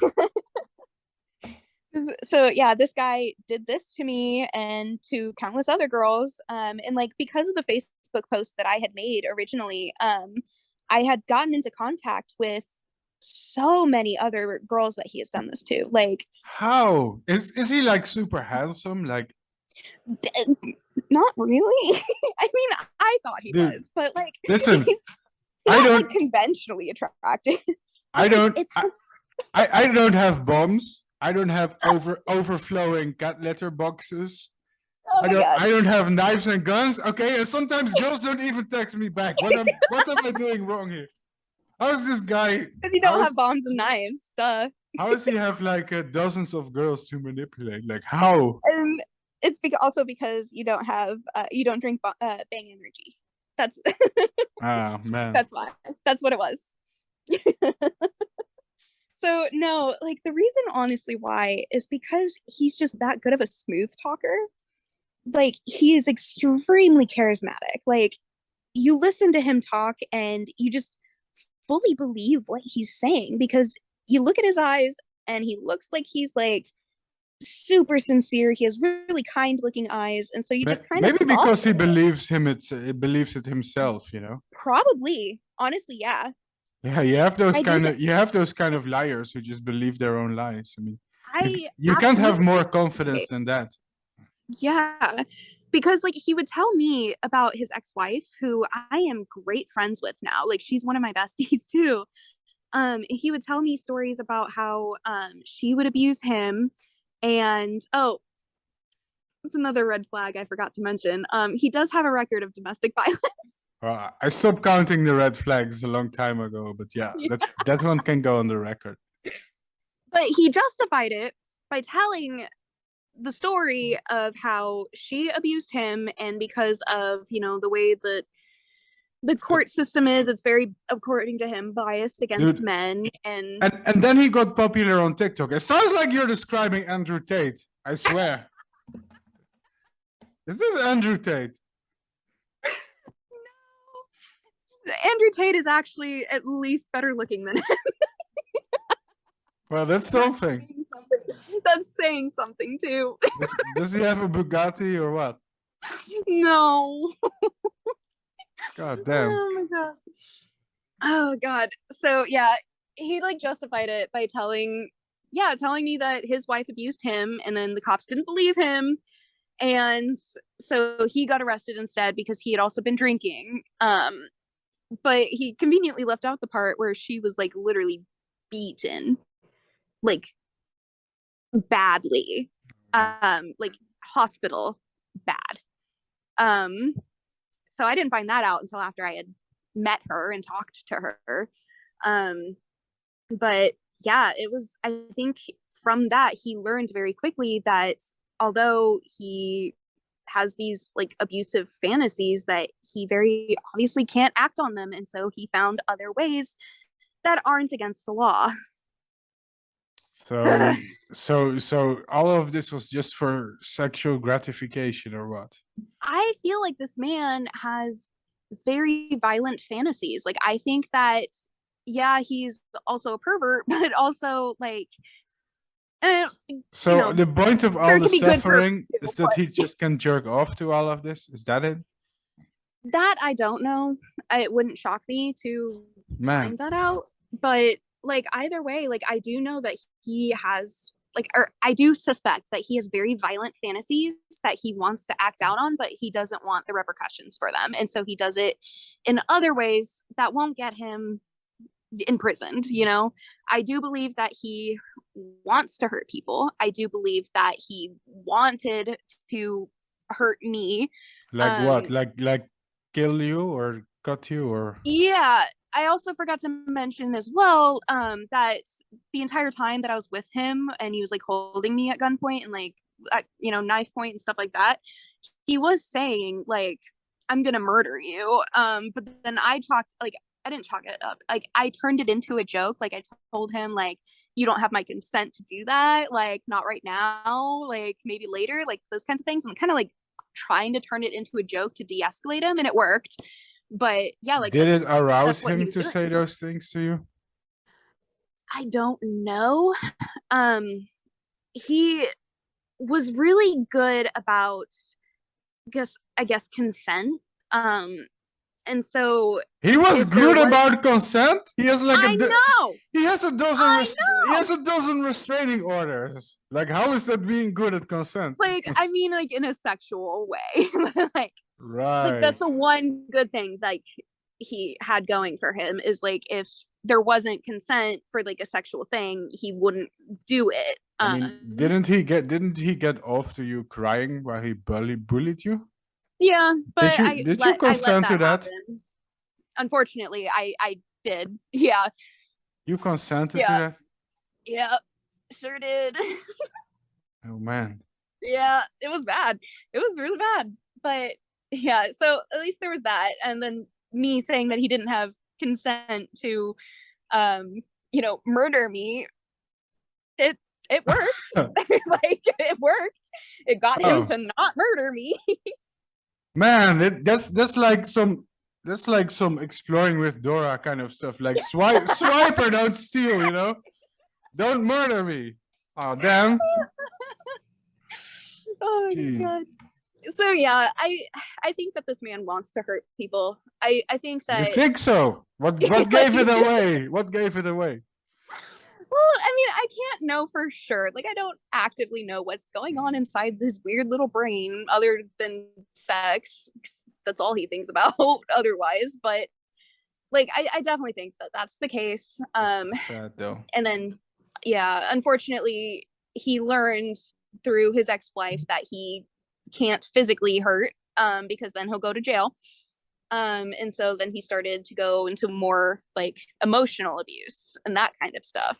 And then just pushing the limits, with like the guns and things like that. You know, what I don't understand is like, I'm pretty sure a lot of people have weird kinks or fetishes, or Right. is it really worth indulging your whole lifestyle? You know, devoting all your behavior to getting off. You know, I don't understand. Yeah. And I mean, like, I know some people, like, I became friends with. Did he at ever least, go to therapy, or did he have ever he have a told us at one diagnosis? point that he was going in for a 24-hour hold, but that turned out to be a lie. So Was he it's ever very much diagnosed, you think, with something? But because like, no, he I never went to therapy or anything. Like, well, me I saying that he has narcissistic personality disorder is literally just because he checks every box on Google. So like, I'm not like a professional. I can't actually diagnose him. no, It's more neither am speculation. I. But like, neither am I. But I swear, I'm pretty sure if this person saw a mental health professional, I'm pretty sure there is a lot of things going on. And Yeah. and like I'm not saying that like to make fun of it, but No. like this is not the kind of behavior you would expect from somebody who has all his marbles. Yeah. Yeah, right. Yeah. There's So no then, better way to say it, right? Like, no, that's the perfect way to say it. Like yeah, that's it. But like, I do think that if he did go to therapy, he would most likely lie to the therapist and schmooze the therapist. Like, of course. I mean, so yeah, you need to want to be helped in the first place. So exactly. And I think he enjoys what he's doing more, like too much to want to change. Um, but yeah, so I became friends with at least 12 other girls, and there were more that like spoke up and like came forward with their stories too. 12. Yeah, there's at least 2 dozen, My like at God. least, that has like come forward with like stories, some varying in severity and stuff, but some are just like he was like really creepy and like awkward, like in a bad way, and then some are like, yeah, he also used weapons against me, kind of thing. So like, it definitely varies, but some of the worst ones, we all kind of trauma bonded and became friends and started a group chat together. And yeah, there's 12 of us in there, including the original girl that I reached out to, and we actually are best friends now. Like, You know what's weird? How is being a person like that even legal? yeah. You have to wonder, right? Yeah, especially since when I had to renew my restraining order against him last year last year, I think. Yeah. Either way, so like, when I had to renew it, I had to fight tooth and nail that time to get the judge to grant it. I had to have like he didn't want to, like you can tell that he didn't want to grant it, but But I had a statement from my therapist saying like I actively have like post-traumatic stress disorder from this experience, and like it was just like this whole letter about like how this PFA is a very important source of comfort for my mental health, even let alone physical safety. And I truly believe without that letter from my therapist, I would not have gotten it. So but shout out to her. aren't you afraid that someday your restraining order is not going to get renewed? What's going to Oh happen then? yeah. Do It's you not gonna live get close to him? unfortunately. Yep. I mean, So I it is up, I think in June this next year. Um I don't live alone anymore, so at least there's that. I did when I was seeing him. I don't anymore.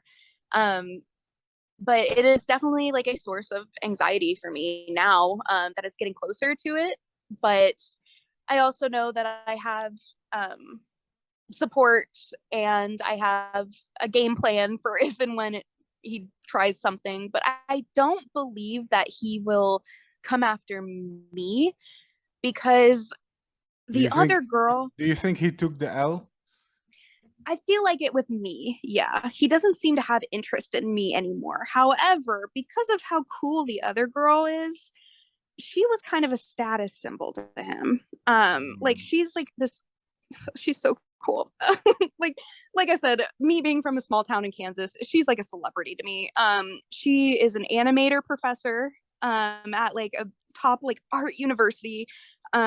She has worked on like TV shows that are like super popular for like um big like networks and stuff, and like that's just the coolest stuff. Like she's worked with like some celebrities, and she even hired me at one point to be an assistant for her on a music video that she was animating. And so like I've had so many really cool experiences because of this girl, and I'm like just so thankful for her. She's awesome. But because she's so cool, she was a status symbol and therefore a threat to his masculinity. And we have suspicions that he's been messing with her in ways that technically don't violate the restraining order, Oh. including sending anonymous emails to her place of employment. And like I had like a friend who was like super tech savvy, and he It's so like tiresome, you know. Some people are so yeah, tiresome. dude, yeah, it never ends almost. But for at least for me, it has pretty much ended. With her, he's she's the one that he's been messing with the most. He's really not happy with It her. blows my mind that you're sharing all of this, and then you're saying like, "Oh, I wasn't even the person I met. Yeah, He messed yeah, with the most." Like this, yeah, this person is just uh-huh, in a constant state of turmoil, something just ruining people's lives or what? yeah, It's yeah, so weird. yeah. The fact that I'm not even his worst victim is insane. Because like I said, like I have been diagnosed with PTSD from this. Like I have nightmares about it. Um, like it's rough, and yet I'm not even the worst case. Like I'm just the one that triggered the end of it, essentially. Well, if anything, I'm happy I'm happy you're so open about it. Yeah, I wouldn't be if it wasn't for the support of our little survivor group chat, honestly. Like they're all just amazing people, and like they're all so cool. Like they all have like awesome like talents and stuff, and um we just kind of support each other through Yeah. everything. It's been You should make like a cult devoted to stopping this guy, I swear. we kind of have like we call our group chat a cult or a coven, even like we're like all little witches. Like so yeah, And as of today, this guy is still just, I don't he's know, just vibing. he's I just do doing know, whatever he's doing.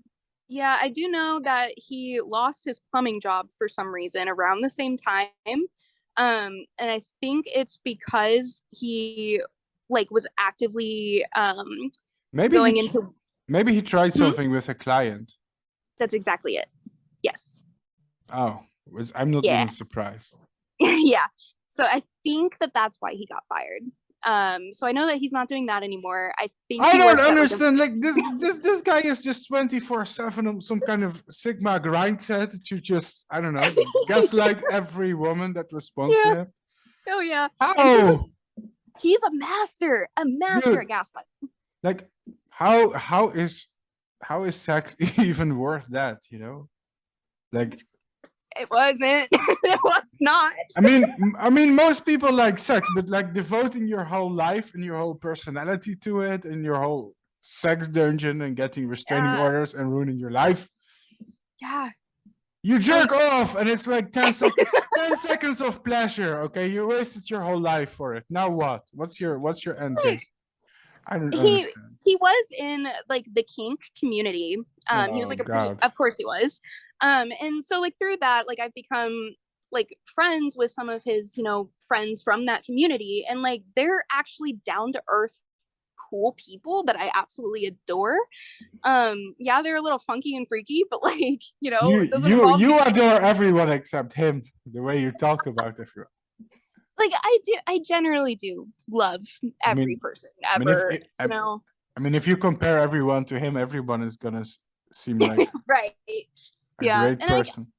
I really am the type of person where I absolutely adore people until they prove me otherwise. And I think that's why I held on to this dude for so long, because I saw some good things in him, that he obviously fabricated to show me. And so that's why, like, cause like I held on to that. And that's why I ignored all the red flags, because like I saw the good, like the Yeah. good parts were really great.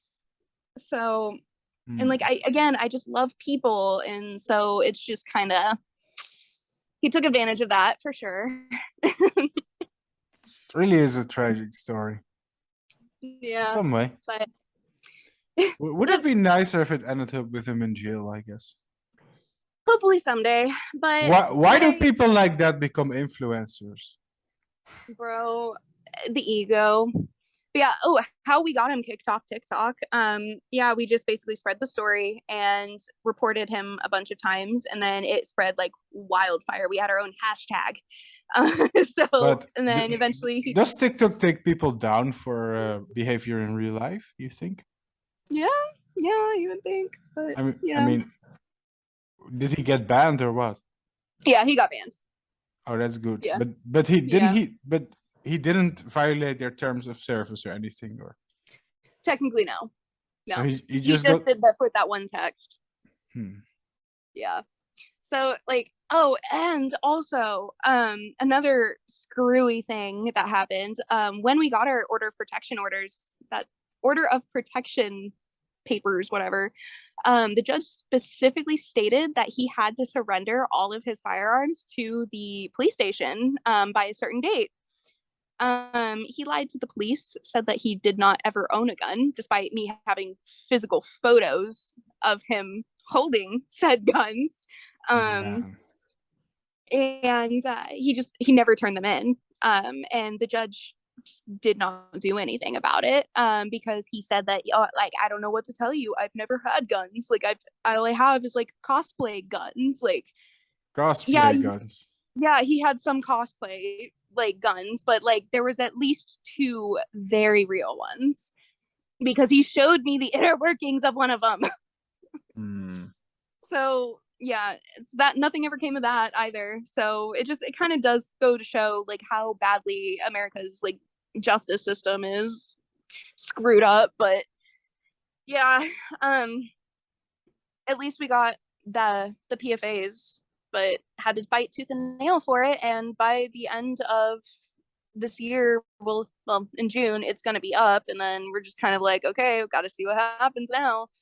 Which is a I scary feel like thought. the bomb somehow, if they found that, they would have taken it really seriously. I don't think they fuck with that somehow. Who knows? Yeah, I mean, because like, yeah, like I every mean, American if has a you gun, so if you had a picture or evidence or that, like, this game over, yeah. I'm pretty sure that's I mean, illegal. like, I did have an eyewitness, but didn't prove to show anything. So, because like, Hmm. yeah, my friend, who like our mutual friend, she was there. Like he threatened to make a bomb in front of her. Like, I had a video of her saying that in like her statement. And then she filed a statement about it, just to have the evidence like in a court setting, and nothing ever came of it. So yeah, yeah. I think the only thing that really, really incriminated him was the audio recording that the other girl took. I mean, the thing is, the only thing judges can go off by is evidence. So at the same time, it's fucked up that the police don't do anything right because in a lot of situations, people who are abused, they don't have any hard evidence. Yeah. But at the same time, like, how is a judge supposed to know, right? Because the only thing that they have is evidence. They don't Right. know. Yeah. Like, I get that too. And like, I understand that, you know, it is kind of a he said, she said kind of thing. But when we do have the evidence of what specifically he said, I mean, you should just testify with a dozen of people and wonder what happens then. I mean, we've talked about it, like we've considered it. I mean, we kind of did that on TikTok. We made like a montage video of all of us I feel like stating what he did. I feel like if everything really went down the way you described, this person is going to kill someone. If I truly think he will. Like, if no one stops the course, you know, that he's going down, he's going to at some point he's going to kill some random. Yeah. No, unlucky girl. Like, that is unfortunately why like I have been so vocal about it, and like that's why I, you know, have told my story countless times on social media and stuff, and the other girls too. Like I said, we made like a montage video on TikTok of all of us, like, just like, I am a victim of this dude, and here's what he did. And it's just like, it's really kind of powerful. Like, it's very like, it's like a ASPCA commercial. but Wow. But yeah, like we got some responses from our TikToks. One about this girl, which I don't have permission to talk about her, but she was an active victim who was now scared after hearing all of the things that she learned from us. And so we had to coach her through that. And like, it's just baffling that it was still going even after the restraining orders. Yeah, that's the most frustrating part of your story. Yeah. Also, once again, we're going to have to make a new call. Oh my God, has it really been that long already? Yeah, I mean, you're just that nice to talk to. Thanks. Let me make a new one, all right? I also have to pee really bad, so it's a good timing. Be right back. All right. See you in a few minutes.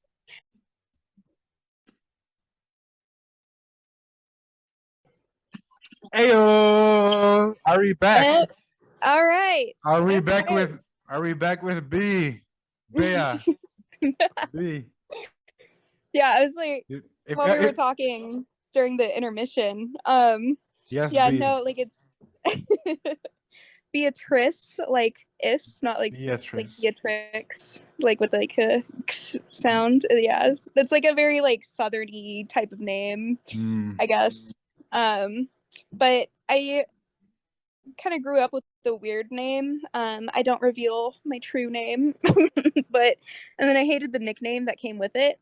And then after this, I did like some, like, this whole situation happened. I did like some soul searching and some healing, and then I decided to pick a new name that just kind of felt like my new identity, you know? So yeah, Bea isn't actually my real name. You do look like a bee. I like it. I think it does fit me a lot. Especially since like I was really close to my dad, and of course in 2020, like, my dad passed away because of course it did, like, that happened. And like we dreamed of like becoming like bee. It's okay. Like, it sucks, but you know, while I'm trauma dumping here. But like we dreamed of like becoming little beekeepers together and like helping like native bees, you know? And so like that's kind of became my whole identity, is like bees. So it just kind of fell together. Kind of cute. Yeah, I dig it. It's my whole identity now. Everybody, for every Christmas gift or birthday present, gives me something with a B on it, and I dig that. So, but yeah. All right, where did we leave off? Let me think. I got distracted by the bee thing. Same. I was almost trying to come up with like bad names for you that involve bee, like despicable, like despicable bee, right? It's like it's like Despicable Me, you know? No? Okay, that's weird. That's weird. Let's stop. That cracked me up. Oh my god. So the weird guy is still grooming people on TikTok. Yeah. He's being the top Yeah. bee. I did, unfortunately, because I live in the same town as him. Like a couple months ago, I don't know, it's been a little longer than that. It's been like about a year ago now. I drove, like we were driving opposite directions, and I saw that he did have like another girl who seemed like she was probably my age, in his passenger seat. So yeah. And then I like had to pull over because I hyperventilated because I saw him, but I'm not at that point anymore, fortunately. But yeah, like it's like he's definitely somehow still manipulating women. Like, Does he have a and preference for a certain age? Or? it doesn't seem like it. Um, the victims that are in my group chat are all pretty similar in age, with the exception of me and two other girls. One of the girls. So it's not like Leonardo DiCaprio that jumps them when they turn 25. I feel like he definitely prefers on the younger side. Just for like status, like I can pull like cute young girls kind of thing. But I truly do think that he will take whatever he can get. So an And opportunist. so yeah, I think that's more of what it is. And I think unfortunately young girls are more naive and they're more likely to fall for his tricks. So So how are you doing nowadays? I know this is maybe a bit off topic. I'm just curious. Just tell me about you. I mean, like I'm doing really well. I mean, my life is still kind of up and down. No, you're a gifted speaker. You're good at telling stories. No, for sure. Yeah. So, I mean, like I'm doing okay. All things considered, for sure. I have learned a ton of lessons, and I don't tolerate the same kind of things that I went through. I don't take red flags for granted. My therapist says she was proud of me, so you know I must be doing something like good. I've definitely gotten a better hold on my emotions and my codependency tendencies. And yeah, like I feel like I just have a much better like arsenal of coping mechanisms now at this point. And like I do have to micromanage every single one of my thoughts all the time, and that is exhausting and it does take a toll on you, but like overall like I'm doing pretty well. And like I have my support system in my little group chat, and like they're just my best friends, like some of the most amazing people I could have asked for in my life. And like in that group chat to this day we still like good, bad, sad, happy, anything that happens to us we share in the group chat, and like we hype each other up, and like we share each other's pains, and it's a very wholesome experience. And I have a strange question though. Yeah. How do you think that your life would have turned out if you never met him? Ooh, I haven't thought about that. You'd think I would have. But I know it's a spicy question. That is a spicy question. I know. Daddy is just that spicy. My despicable bee. Stop. Proceed.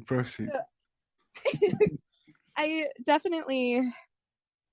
feel like I had to kind of mature a little bit faster. I definitely wouldn't have had some of the crazy cool life experiences that I've had because of that other girl. Like we went on vacation at one point and it didn't go well. We had a good time, but we accidentally went to, it's called a sundown town. I have no idea what it is.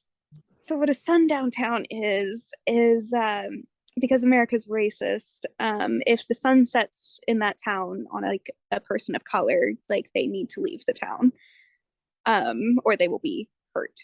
Mhm. Like it's a serious, awful, disgusting thing. But we randomly rented a cabin in the woods, in a very rural area, just trying to get away from society for a minute and just, have like girl time. Um, and then as soon as we got there, we saw billboards with KKK advertisements on them. So Oh, I'm laughing, but like in like an uncomfortable way this time. It was just, of course, that would happen. And like, I'm a white girl, but the other girl is a person of color, and so it was just even more fucked. And it was just, oh my god, it was kind of like oh, of course this would happen to us kind of after this happened. But we mm, had fun hiking. We were fortunately able to stay pretty far away from the actual town because we were, renting a little cabin in the woods and stuff. But god, it was just like, of course. And it was like truly like a random destination that we yeah. just happened to have like chosen incorrectly. I mean, we've Oh, we've already had fucked up Lord of the Rings. This is more like Harry Potter or something. Hogwarts. yeah, yeah. Hmm. So yeah, that happened. And then since I'm talking about 2020, I got into two car accidents shortly after that, Oh, within a week apart from each other. sure. Why not? Hmm. Yeah, of course. How did that happen? How did you get in 2 hour car accidents? Like, I know this is off topic, but now I'm intrigued. Yeah, no, might as well, I guess. Yeah. So the first one, I was like, for a little while, because I had to quit my job because of how stressed I was. Oh, also, while like after the court hearing, I caught COVID and was bedridden for 2 months straight. Wow. Yeah, Because of I COVID? had because of COVID. Yeah, it took me out, and I think it took me out so bad because I was so stressed. Are you immunocompromised? Or, oh, it was, of course.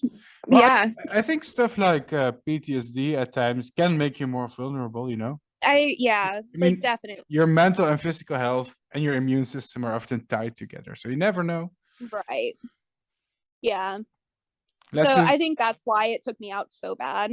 Mhm. But yeah, so then that happened. 2020 was a year for me. But then okay, so the car accidents, I was delivery driving for a little while for like a it's not DoorDash, but like a DoorDash type of thing. Um and I live in a college town, and the college kids had just come back from the summer, and so there was this girl who, we were on a one-way lane, and she saw that a parking spot that she wanted, and she decided she was going to back up because she had passed it, and she just Mhm. straight up didn't look behind her, did not know that there was a car behind her, despite me literally laying on my horn because she's coming at me, smashes my headlight in. Damn. Yeah, It's not like you needed extra PTSD. right, literally. I think it's worse. It's the second one. So I finally get my car fixed, and I start like the food delivery thing again. And I pick up an order, and there's this like really awful, terrible parking lot in my town. It's the city planner was drunk or something when he decided to make that. And I was trying to get out of it, and this dude in a truck was definitely texting and driving. Like he was not looking at the road. And yeah, he plowed right into the side of my car. Um, You are definitely a main character. like what the fuck, dude? You are a main character, like damn. Yeah, I didn't ask for this. I don't want to be. Sometimes it's better to be the NPC. Literally, like even for just like a year, I would just like to be like a side character, just for a break. Hmm. My God. um, but yeah, so then yeah, that happened. My car was totaled. I had to buy a new car. Um, and then because I had to buy a new car, uh, my like original loan for the first car, apparently because credit scores are a thing, um, Apparently that like damaged my credit because that loan went away. So I just had no credit history. And so I almost wasn't able to buy a new car. Mm. Yeah. It's pretty fun living here. A streak of unfortunate events. Yep. Yep. But Yeah. but did we answer the question? Like, how do you think that? I mean, you said to go Oh, back to yeah. my question, like, how would your life turn out if you never met him? You said, well, it forced you to grow up really fast at a young age, I suppose. But Right. Yeah. but what to me, what is interesting is that a lot of your friends you also made through this experience, and to me, that's interesting. You know, it Mhm. it kind of almost tells me that that's what you were looking for maybe all along. Like I don't want to Yeah. make too much No, I think you're conjectures right. about you because I'm not freaking Dr. Phil, but like at the same No. time I just at some level I just see someone who just wants to be accepted, I guess, and you went to Yeah. great lengths to find that in a person who wasn't capable of providing it, I guess. Yeah. You're very intuitive. I think you're right there. Like having like that sense of belonging with my little group chat has absolutely been like essential to my healing, first of all. But like yeah, it has given me, you know, like a sense of belonging. And I really over the last 2 years have worked very, very hard to build up my self-esteem. Like I've always been really, really self-conscious, like really Oh yeah. low self-esteem, like thought lowly of myself. And so like I've worked really, really hard the last couple of years on that. And I don't think that I would have done that if it wasn't for this experience and for, you know, my new friends, like my support group. Like I don't think that I'd be as at least mentally healthy as I am now, all things considered.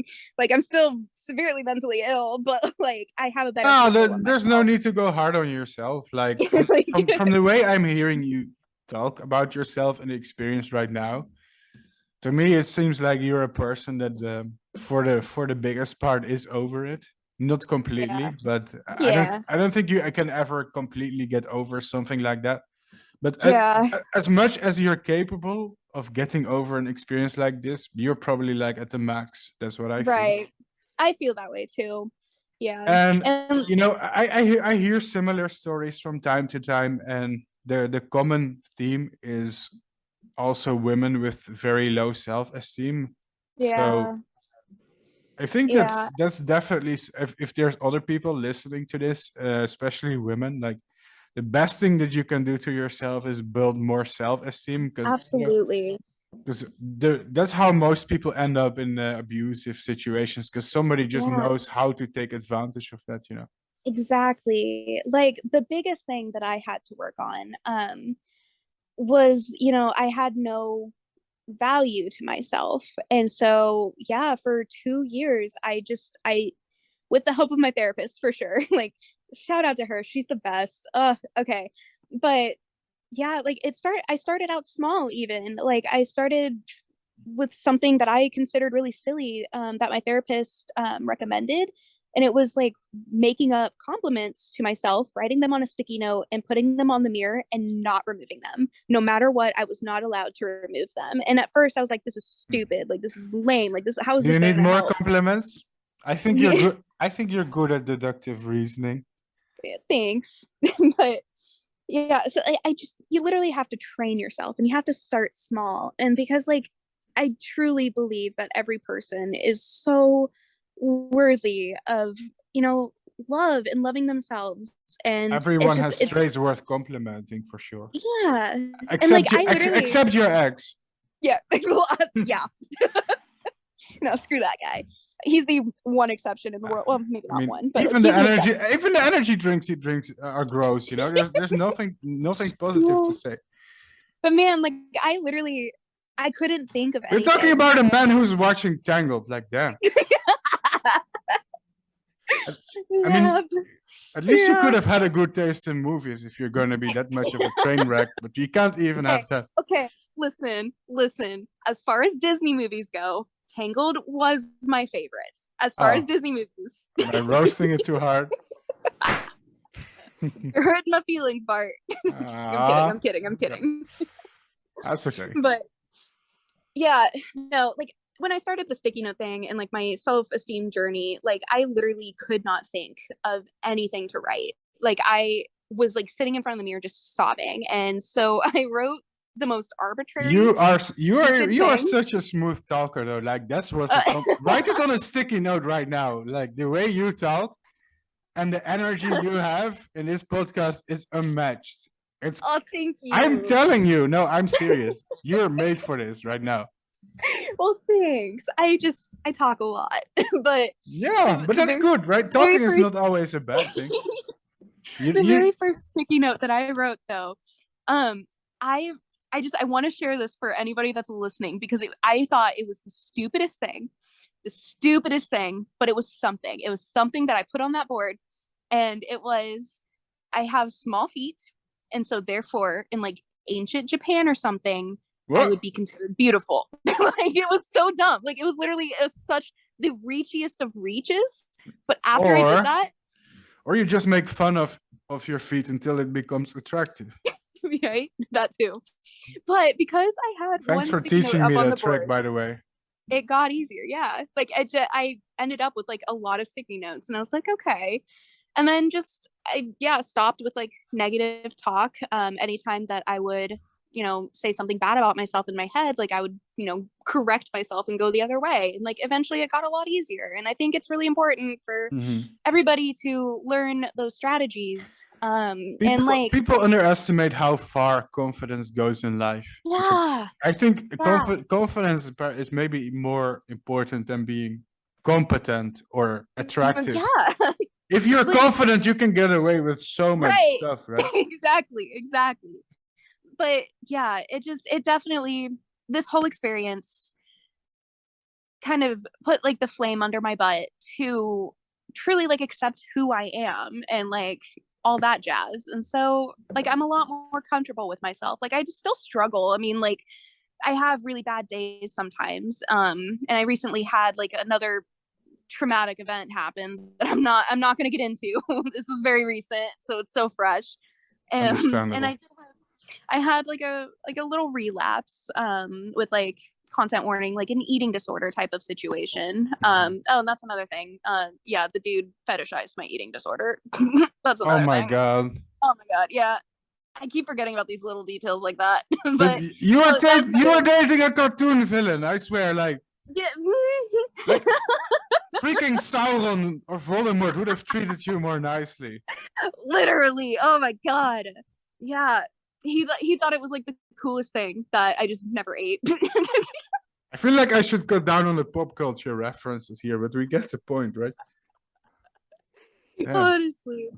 But yeah, so I had a recent relapse, but it was a lot easier for me to get through it because one, I knew that let's be real. From what I can understand, things like PTSD, they tend to be lifelong, chronic. Yeah. And like I still have nightmares. Like as of recently, it's like the other day, like I still have nightmares that he comes to my house and harms me.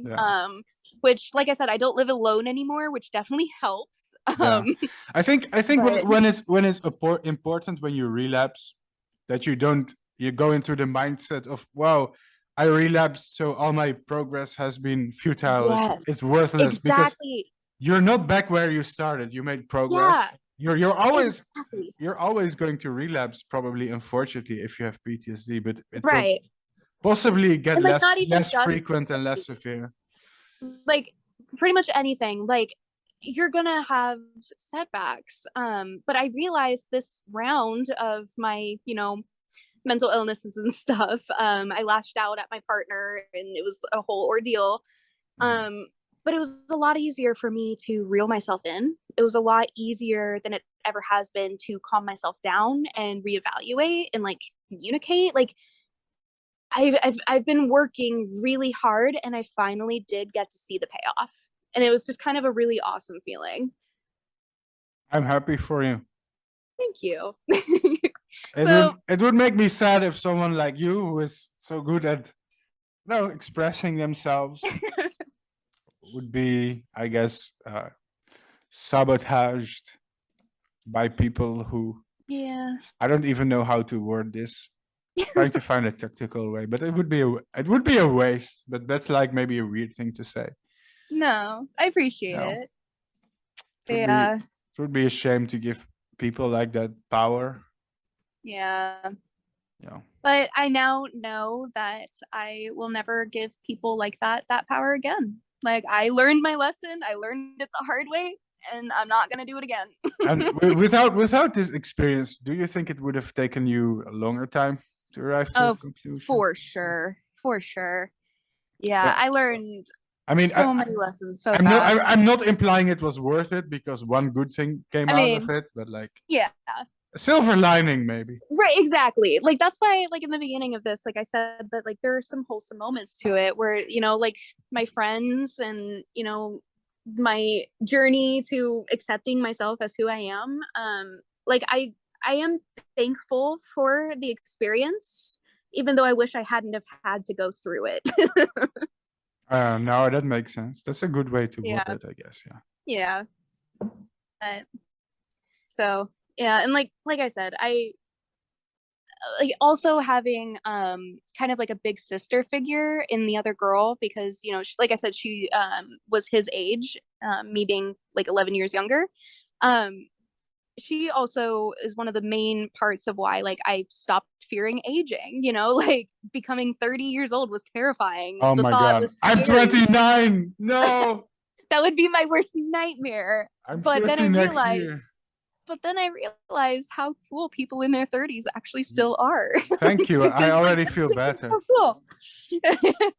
I age like I wine. realized 30s are still a pretty good decade, apparently. So I think I so. think you'll be fine.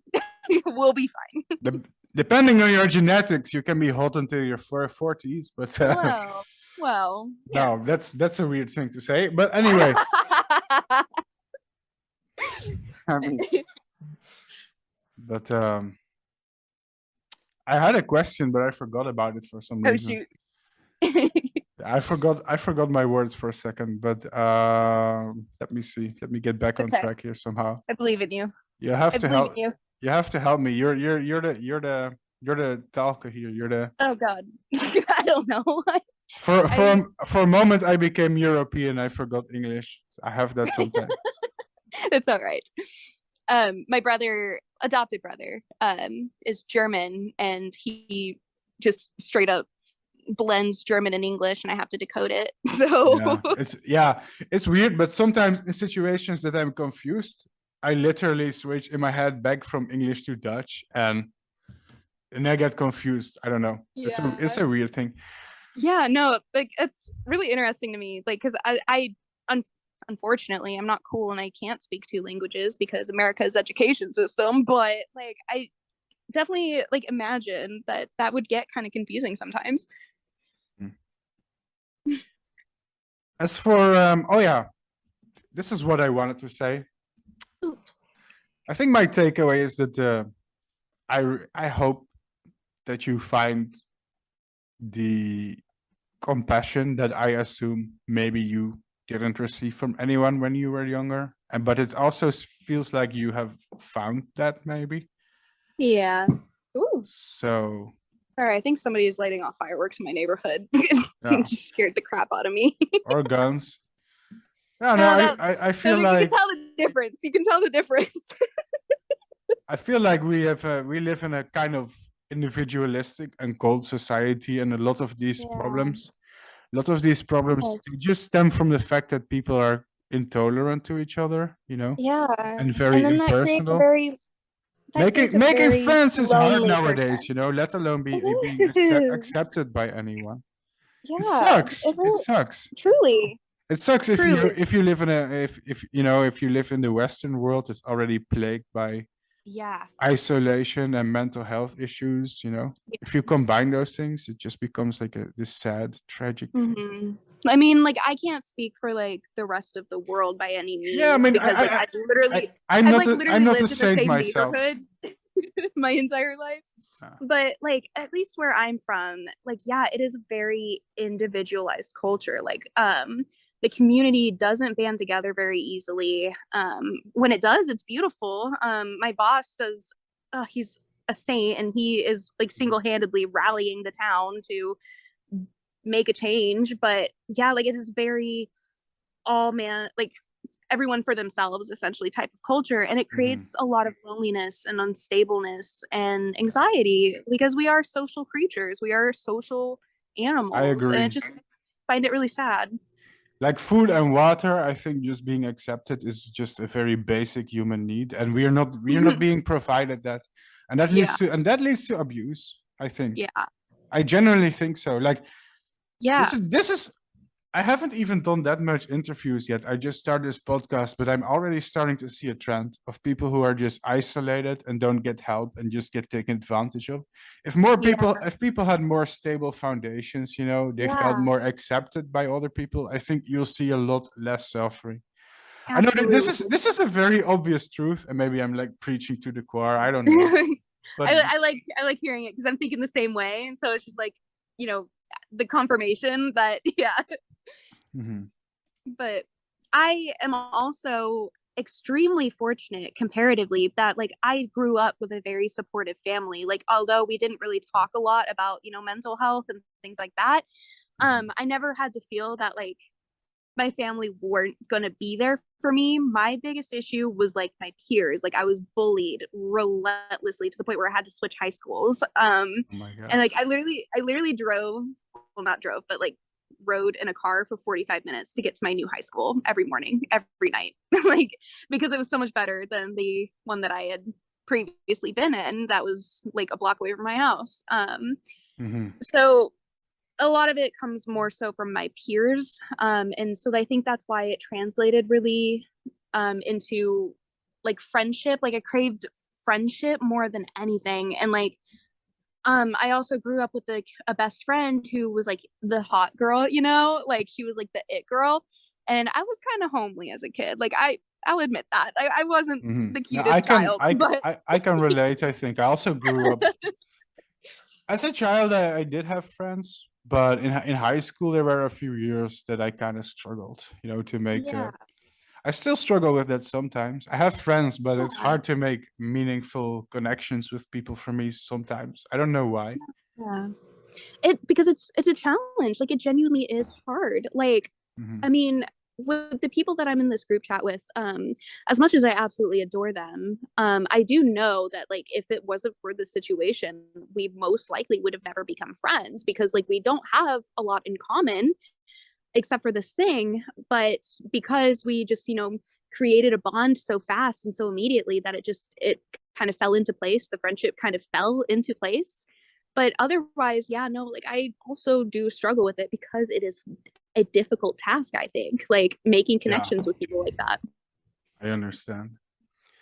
Well, here's my thoughts on everything I hear. Okay. All right. I think your story was definitely worth sharing, and thank you. I feel like you've sort of covered most of it, haven't you? That's what I'm feeling. That's it. Yeah. Like if I'm reading, covered everything. If I'm reading the room here, I think that we know at that point. Second of all, we've been talking for like, how long is it? 2.5. Well, how long is it? 2.5 hours or something?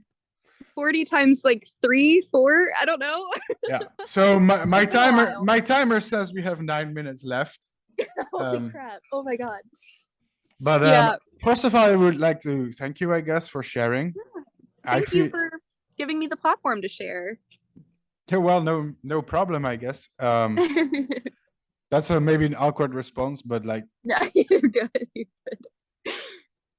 Yeah. So, is there anything that you would like to ask me? Maybe that's a way to end the episode, I guess. Ooh. You don't have to, though. You don't have to. Moths. Moths. Moths? Perfect. Yes, that's exactly what I wanted. Moths are pretty nice. I think they're pretty cool. I like insects, but the one thing that drove me insane is I'm just making insects videos full time, all day, every day. Yeah, that's so cool. But the reason I don't know, it feels in a way it feels lonely. I wanted to make something that's more humanizing. That's why I wanted to make this podcast, because For some reason, just filming insect all day, it's fun, it's my life passion, Hmm. but it also stops being engaging in a certain way. Yeah. No, I I totally mean, get I'm I'm that. I'm I'm not losing any interest in the subject. I'm just obsessed. But I guess you could say it is lonely. It isn't. It Exactly. is. Yeah, It is. I get that. It is nice to have like a side project, like a podcast that's humanizing. Mhm. No, it's Yeah, it's you get more to, it's more personal. I'm usually not that yeah, personal on social media. yeah, and But you get to like actually talk with people. Like, I mean, yeah, I I can't like relate it. with like I moths. like Like, I talking to love you, by the way. moths. I like talking to you. You're really easy to talk to. Pretty But like sure that for me, if I randomly met you in a bar somewhere in real life, you would be talking to. So. maybe someday when I can, it's been a dream of mine to visit Amsterdam. So maybe someday. But Mm, like kind of going off with like your moth thing, like for me it's fish. I'm a fish keeper. And mm, like as much as I interesting. love my little weird babies, like yeah, like they can't talk back. Like they can interact with me and some of them have little personalities, but yeah, it's definitely a different experience Mhm. actually talking with another human being who understands you. Yeah. So I get what you're saying with that. Yeah, it's distraction that's less lonely, I guess. But I've always been interested in people's life stories. I Uh-huh. think we indulge a lot in escapism and fantasy stories, but like Yeah. some of the real things people experience, they are crazier than fantasy. So I've learned. Yeah, and it's worth sharing because a lot of people they don't take their time of the day to Mhm. think about this maybe crazy things that other people are going through. It Yeah. helps to think about it. It helps us relate to each other a little bit better, I think. And another thing is I'm a very vanilla person. Like I haven't really been through. I mean, I have some minor struggles, in particular with Mhm. autism. I've been diagnosed with it. Mhm. It makes my life harder. I'm not going to talk too much about it right now because we have 5 minutes left, and Oh gosh. I also don't want to center it too much on myself. That's No, another you're okay. thing. That's another thing. All the content I make is centered on me as a person. It's about me, and it's nice. Yeah. It's nice to reverse that. To not be the center of everything I do for once. Yeah. I like that for once, but I'll tell I you, like that for you. Branching out. I like that. I have some minor issues in my life. I do struggle with autism and I guess being independent, but at the same time, I have two middle class parents who support me and my ridiculously stupid hobbies. Yeah. It's not I stupid. I haven't had any major trauma in my life. I have never been abused. Don't think I've ever experienced things like depression. And I'm not saying that to brag, but I'm saying that because No. I am interested in people's stories for that reason. Because Yeah. I haven't been through shit, I am interested in learning about it, I guess. Yeah. I want to And get out of like my bubble somewhere. yeah, it's kind of like, yeah, it helps you relate. And I think I can relate to that too. Sorry, we're gonna run out of time. But like I can relate to that Four too because minutes. like when I switched my high schools, I went from a high school that was very conservative, very like the reason why I was like bullied out of it was because like I was, kind of going more goth and punk and like I listened to weird music and all that jazz. And so basically Mhm. my worldview, because like I was surrounded by people who literally drove tractors to school, was Mm, very slim. But then I moved, and like my graduating class at that high school would have been, I think, 12 people. yeah. And I went to a high school where my graduating class was almost, I think it was like almost 2000. So like I got to experience a lot more diverse people, and like it's truly opening up your worldview by talking to other people, I think is just also extremely important. And I think the world would be a better place if more people did that. I agree. I agree. All right. Well, we can finish the last 3 minutes, or we can say goodbye now. Thank you for talking. Wow, that was quite a long podcast, man. Thank My you, I bad. guess. Really, seriously, thank you. I did say that it was a wild story. I feel like we could talk for 10 hours if I really pushed it. I, tr- I mean, probably. I try to I'm focus good it. at talking. I can talk a lot. Yeah. You're definitely a main character. Everything is the B movie, you know? I don't want it. I The don't B want to be movie, the B movie. the one with the Nicolas Cage CGI B. Maybe you'll get a voiceover someday. Oh, Well, no, no, thank you. I don't need the romance of B, but thank you. on that note, I think I'm gonna end it. I guess. Okay. All right. It was Bye. great talking to Daddy you. says bye. Yeah. Blocking me after this. Maybe sometime in the future we can do a follow up. Maybe a Okay. year down the line. I don't know. Yeah. I'm kind of Have like hoping. I'm also kind where? of. I'm also hoping that there's no bad things happening to you to fill a podcast with, though. Like, Thank you. Thank you. it I'm would. hoping. It would be better if there's no part two, if you think about it. But you never know True. what life I throws have at been you, right? hoping. I've been every like I'm kind of superstitious in that like every like 11/11 every time I see it or like anytime like I see a shooting star like things like that I Uh-oh. literally wish for good things to happen. And so if something good really like really good doesn't happen, I swear to God I'm going to be so mad at the universe. Hmm. So hopefully next time will be mostly good things. Hopefully. Well, thank you and goodbye. Right. That was it. Ciao, Bye. ciao. Bye, bye, bye. Wow, ladies and gentlemen, that was a long episode, but that's not something to complain about. In fact, it is something positive. Bea, thank you so much for being a guest on my show. Thank you for being so open about your experiences. I personally think that that is something admirable, and I am not sure if I would be that open about it if I was in your position. Ladies and gentlemen, this is the second episode of my brand new podcast. This is called the Rhodopneuma podcast, and your host is Bart Coppens. Rhodopneuma is a very strange name for a podcast, isn't it? What does it mean? Well, it is a reference to several things at once. First of all, most people on the internet, they already know me as that guy on YouTube who studies butterflies and moths. In the world of entomology, I am somewhat well known as a YouTuber, but also a blogger and an amateur level entomologist slash researcher that studies silk moths, hawk moths, and some other families of moths as well. However, I am currently trying to make a whole new brand of content, something more humanizing, something that has nothing to do with insects. And the name Rhodopneuma is a reference to those insects because it refers to my favorite species of moth, the pink spirit moth, Actias rhodopneuma. So while it is a personal reference to my favorite insect, its scientific name also has a beautiful meaning. Rhodopneuma. If we translate this from Greek, it essentially means rose-colored spirit. Rhodo from rhodon, which means rose or rose-colored, and pneumos, which means breath, wind, soul, or spirit.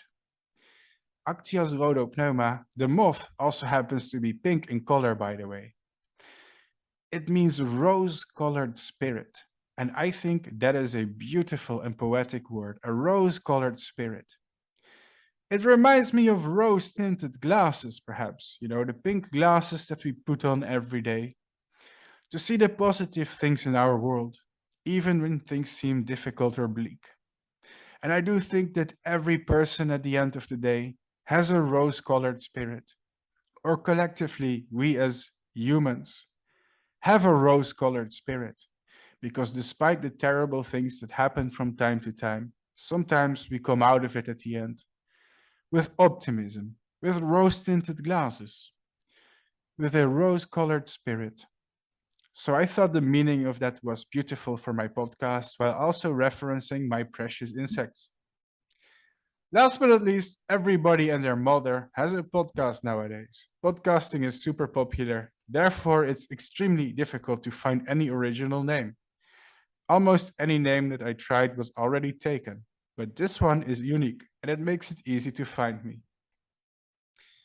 Now, another thing that I want to say, guys, is this is our second episode. This is the second episode of my brand new podcast. And I am asking you guys for help. Now, don't worry, I am not asking for financial support. I am not thinking about monetization or anything at this moment, because the most important thing when you start something new on social media is finding an audience for it. And that's what I'm doing right now. The hardest thing about making a new YouTube channel, a new podcast, or a new website is finding your initial audience. It's finding your first viewers who want to listen to the things that you make. And right now, we don't have many viewers. We don't have many subscribers, and we don't have many followers. Why? It has nothing to do with the quality of the show, but it has everything to do with the fact that the show is brand new. If you start a brand new podcast, you're going to start with those 0 followers, 0 viewers. And the hardest part is getting noticed, getting your first followers to get it off the ground. So if you are listening to this right now and you like this episode, please consider sharing it. Share it with your friends, share it with your family, share it with your coworkers. Share it on Twitter, share it on Facebook, share it on Reddit. Maybe you know people with similar experiences, and for them it could even be helpful to listen to a podcast where somebody else talks about going through a similar experience. Maybe it makes them feel less alone. Maybe they will find it relatable. Maybe they will even take away things from it that will help them make more informed decisions about their situation. That, my friends, is a thing that helps. This podcast is about people who have interesting and unusual life stories. This can be anything, it is very broad. Now, many people have reached out to me with stories of abuse, stories of trauma, and I am not afraid of covering them. But at the same time, it doesn't have to be dark. It can also be lighthearted, such as I won the lottery, or I have an identical twin sister. That is also an interesting and unusual life story, just as much as abuse could be, for example. I don't discriminate as long as it's worth talking about. Now, if you know somebody who has had an unusual or interesting life experience that you think is worth sharing on this podcast, reach out to me. Send me a message, send me an email, send me a private message on Instagram or Facebook. Tell me your story, and I would consider inviting you as a guest on my new show. Thank you guys for listening. This was Bart Coppens, your silly YouTuber, moth slash butterfly man slash podcaster slash blogger slash, well, whatever you want to call me. Thank you guys for listening. I really enjoyed this episode. It gave us a lot to think about. It's interesting how the subject matter was dark, but Bea can talk, talk about it in such a whimsical way that makes it feel almost lighthearted. I think that's kind of cute. It's a good talent to have. It doesn't trivialize the issues, it doesn't trivialize the stories, but it shows a high level of acceptance and self-reflection to be able to laugh about it in hindsight and talk about it. Thank you guys for listening. I hope you guys will stick around to listen to the next episode. I have many people lined up for interviews. Listen to it at your work, while you're sitting in the car, while you're driving. Listen to it while you're cooking or cleaning your house. Play it on the background as music when you're drawing or reading. And spread the message. Share the podcast with your friends. That would help me massively. To take this thing off the ground, the first thing we're going to need is viewers and listeners. Well, that was enough propaganda. Just had to add